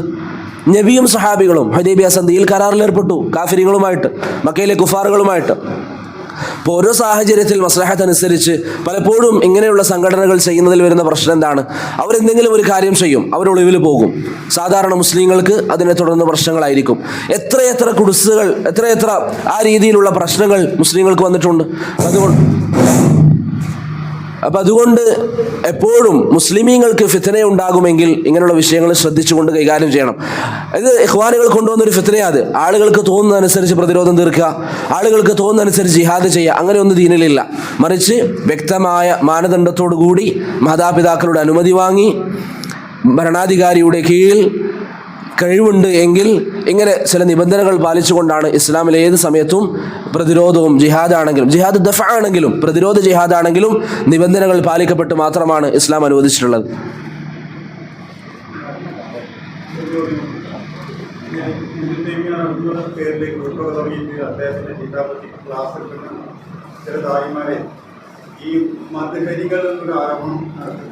ആരെക്കുറിച്ച്? ഷെയ്ഖ് റബീഅ അൽ മദ്ഖലി. ഷെയ്ഖുൽ ഇസ്ലാമിന്റെ പേരിൽ ഇന്ന് പല ആളുകളും അവർ ഷെയ്ഖുൽ ഇസ്ലാം അവരുടെ കൂട്ടത്തിൽപ്പെട്ടവരാണെന്ന് പറയാൻ പല പരിശ്രമങ്ങളും നടത്തുന്നുണ്ട്. ഉദാഹരണത്തിന് ഒരു കിതാബുണ്ട്, ഷെയ്ഖുൽ ഇസ്ലാം ഇബ്നു തൈമിയ്യ വശഹീദ് ഹസനുൽ ബന്ന, അതാണ് കിതാബിൻ്റെ പേര്. അപ്പോൾ നിങ്ങൾക്ക് ഹസനുൽ ബന്നയെ കുറിച്ച് കേട്ടതിൻ്റെ അടിസ്ഥാനത്തിൽ എന്താ തോന്നുന്നത്? അദ്ദേഹം ഹസനുൽ ബന്നയുടെ കൂടെ പറയാൻ പറ്റിയൊരു പേരാണ് ഇബ്നു തൈമിയ്യ. അല്ല. അപ്പോൾ ഓരോരുത്തരും ഇപ്പോൾ തബ്ലീഗ് ജമാഅത്തിൻ്റെ ചില ആളുകൾ, ശരിയായ തബ്ലീഗിൻ്റെ ആശയത്തിലില്ലാത്ത ചില ആളുകൾ അവരെന്ത് പറയും, ഷെയ്ഖുൽ ഇസ്ലാം നമ്മുടെ ആശയത്തിലുള്ള ആളുകളാണ് എന്ന് പറഞ്ഞ് ഷെയ്ഖുൽ ഇസ്ലാമിനോട് ന്യായീകരിക്കുന്നവരുണ്ട്. നമ്മുടെ നാട്ടിൽ ചില സുറൂരികൾ എന്ന് പറയുന്നുണ്ട് ഷെയ്ഖുൽ ഇസ്ലാം നമ്മുടെ അഖീദയിലാണെന്ന് പറയുന്നുണ്ട്. ഇപ്പോൾ ഷെയ്ഖുൽ ഇസ്ലാമിനെ ഓരോരുത്തരും അവരുടെ ഭാഗത്തേക്ക് വലിക്കുന്നുണ്ട്. പക്ഷേ ഷെയ്ഖുൽ ഇസ്ലാമിൻ്റെ ഗ്രന്ഥങ്ങൾ ഇതാ അൽഹംദുലില്ലാ നമ്മുടെ മുന്നിലുണ്ട്. ഭരണാധികാരികൾക്കെതിരെ ഇറങ്ങാൻ ഷെയ്ഖുൽ ഇസ്ലാം ഇവിടെ അനുവദിച്ചിട്ടില്ല. മറിച്ച് അതിനെതിരിൽ വളരെ ശക്തമായി പറഞ്ഞ പണ്ഡിതനാണ് ഷെയ്ഖുൽ ഇസ്ലാം ഇബ്നു തൈമിയ്യ റഹിമഹുല്ലാഹ്. അതുകൊണ്ട് അദ്ദേഹത്തിൻ്റെ അഖീദ സലഫി അഖീദയാണ്. സലഫി അഖീദയുള്ള ഏതൊരാളും ഷെയ്ഖുൽ ഇസ്ലാം തങ്ങളുടെ കൂടെയാണെന്ന് പറയാം. അതല്ലാതെ ഇഖ്വാനികളുടെ അഖീദ വേറി ഈ സുറൂരികൾ, ഇപ്പോൾ നമ്മുടെ നാട്ടിലൊക്കെ സുറൂരികളാണ് പ്രധാനമായിട്ടുള്ളത്. അവരെങ്ങനെയാണ് വന്നത്? ഇഖ്വാനുൽ മുസ്ലിമീൻ സ്ഥാപിതമായി, ഞാൻ നേരത്തെ പറഞ്ഞതുപോലെ, ഒരു വശത്ത് സയ്യിദ് ഖുതുബ്, മറുവശത്ത് ഹസനുൽ ബന്ന. സയ്യിദ് ഖുതുബ് എപ്പോഴും ഒരു രൂക്ഷമായ സ്വഭാവമുള്ള വ്യക്തിയായിരുന്നു. ഹസനുൽ ബന്നയാകട്ടെ ഒരു മയപ്പെട്ട സ്വഭാവം. ഇപ്പോൾ 2 ലൈനാണ് അവർക്കുള്ളത്. ഒന്ന് ബന്നായിങ്ങൾ, മറ്റൊന്ന് ഖുതുബികൾ. മറ്റൊന്ന് ബന്നായിങ്ങൾ. അങ്ങനെ ഖുതുബികൾ സൗദി അറേബ്യയിലേക്ക് വന്നു. അവർ പലതരത്തിലുള്ള പരിശ്രമങ്ങളും നടത്താൻ വേണ്ടി ശ്രമിച്ചു. പല സ്ഥലങ്ങളിലും അവർ കയറി പറ്റാൻ വേണ്ടി നോക്കി.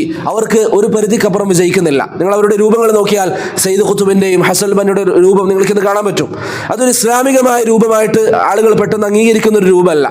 ഇത് ആളുകൾ സ്വീകരിക്കുന്നതിൽ പ്രയാസം വന്നപ്പോൾ അവർ ഉണ്ടാക്കിയ ഒരു മാർഗമാണ് സൗദിയിലുണ്ടായ മുഹമ്മദ് സുറൂർ സൈനുൽ ആബിദിൻ എന്ന് പറയുന്ന ഒരു വ്യക്തിയിലൂടെ സുറൂരികൾ എന്ന് പറയുന്ന ഒരു വിഭാഗം വന്നു. അവർ എന്താണ്? നിസ്ഫു സാക്ക് ധരിക്കും, അവരുടെ കീശയിൽ മിസ്വാക്ക് ഉണ്ടാകും, സലഫികളെ പോലെ താടിയൊക്കെ നീട്ടി വളർത്തി ഷെയ്ഖുൽ ഇസ്ലാമിൻ്റെ കിതാബുകൾ അവർ ഷർഹ ചെയ്യും, ഇടക്കിടക്ക് ഭരണാധികാരികളെ പുകഴ്ത്തുകയും ചെയ്യും. പക്ഷേ എന്തെങ്കിലും ഒരു സാഹചര്യം വന്നാൽ അവരുടെ കൂടെയുള്ളതാരായിരിക്കും? ഇഖ്വാനികളായിരിക്കും, ഇഖ്വാനി നേതാക്കന്മാരായിരിക്കും. അതാണ് ഇമാം അൽ ഔസാഇ റഹിമഹുല്ല പറഞ്ഞത്, ചില ആളുകളുടെ ബിദ്അത്ത് നമുക്ക് മനസ്സിലാകണമെന്നില്ല, പക്ഷേ അവർ ആരുടെ കൂടെ സഹവസിക്കുന്നു എന്നത് അവരുടെ ബിദ്അത്ത് നമുക്ക് മനസ്സിലാക്കി തരും. ഗല്ലാബി റഹിമഹുല്ലാഹ് പറഞ്ഞതായി അജുരി ഉദ്ധരിക്കുന്നതായി കാണാം, ചില ആളുകൾ അല്ലെങ്കിൽ ബിദ്അത്തിന്റെ ആളുകൾ എല്ലാം മറക്കാൻ ശ്രമിച്ചാലും അവരുടെ കൂട്ടുകെട്ടുകൾ മറക്കുക എന്നുള്ളത് അവർക്ക് സാധിക്കാത്ത കാര്യമാണ്. അതുകൊണ്ട് ഷെയ്ഖുൽ ഇസ്ലാം യഥാർത്ഥ സലഫി അഖീദയിലാണ്. സുറൂരികൾ അവരുടെ കൂടെ ഉണ്ട് എന്ന് പറഞ്ഞ് ഇന്ന് വാട്സപ്പ് ഗ്രൂപ്പുകളിൽ കേരളത്തിലും പലരും അതിനുവേണ്ടി നടക്കുന്നുണ്ട് എന്നത് ശരിയാണ്. പക്ഷേ അവരുടെ അഖീദയുമായി ഷെയ്ഖുൽ ഇസ്ലാമിന് യാതൊരു ബന്ധവുമില്ല. നമസ്കാരം സമയം. 950 ജമാൽ അബ്ദുൽ നാസിർ ഭരണകൂടം അതിന്റെ ഫലമായിക്കൊണ്ട് മുസ്ലിമിനെ പുറത്താക്കിയത്. അതിന്റെ ഫലമായിക്കൊണ്ടാണ് അവർ അബ്ദുൽ അസീസ് യൂണിവേഴ്സിറ്റിയിൽ കയറിയെന്നാണ്. അപ്പോൾ അവിടെ സൗദി ഗവൺമെന്റ് അവരെ അവിടെ അറിഞ്ഞില്ല. അതിനുശേഷം സൗദി ഗവൺമെന്റിലാണ് അവർ കയറി കൂടിയിട്ടുള്ളൂ. അല്ല, ചില ആളുകൾ സംസാരിക്കുമ്പോൾ സൗദിക്ക് അവരെ കുറിച്ച് അറിയില്ല എന്ന് പറയുന്നത് ശരിയല്ല. പണ്ഡിതന്മാർ ആ കാലം മുതൽ എതിർത്തിട്ടുണ്ട്. പക്ഷെ അവർ വരുന്ന സമയത്ത് ശരിക്കും പറഞ്ഞു ഈജിപ്തിൽ ഭരിക്കുന്നത് മുസ്ലിമാനാണ്. ഇപ്പൊ അല്ല ഇഖ്വാനികളല്ല, ഇപ്പൊ CC അല്ലേ. മുഹമ്മദ് സൽമാൻ വന്നതിന് ശേഷമാണ് അവരെ ഔദ്യോഗികമായി വിലക്കേർപ്പെടുത്തിയത്. അതിനു മുമ്പ് യൂണിവേഴ്സിറ്റികളിലും മറ്റും ചില സ്ഥലങ്ങളിൽ അവർക്ക് സ്വാധീനം ഉണ്ടായിരുന്നു.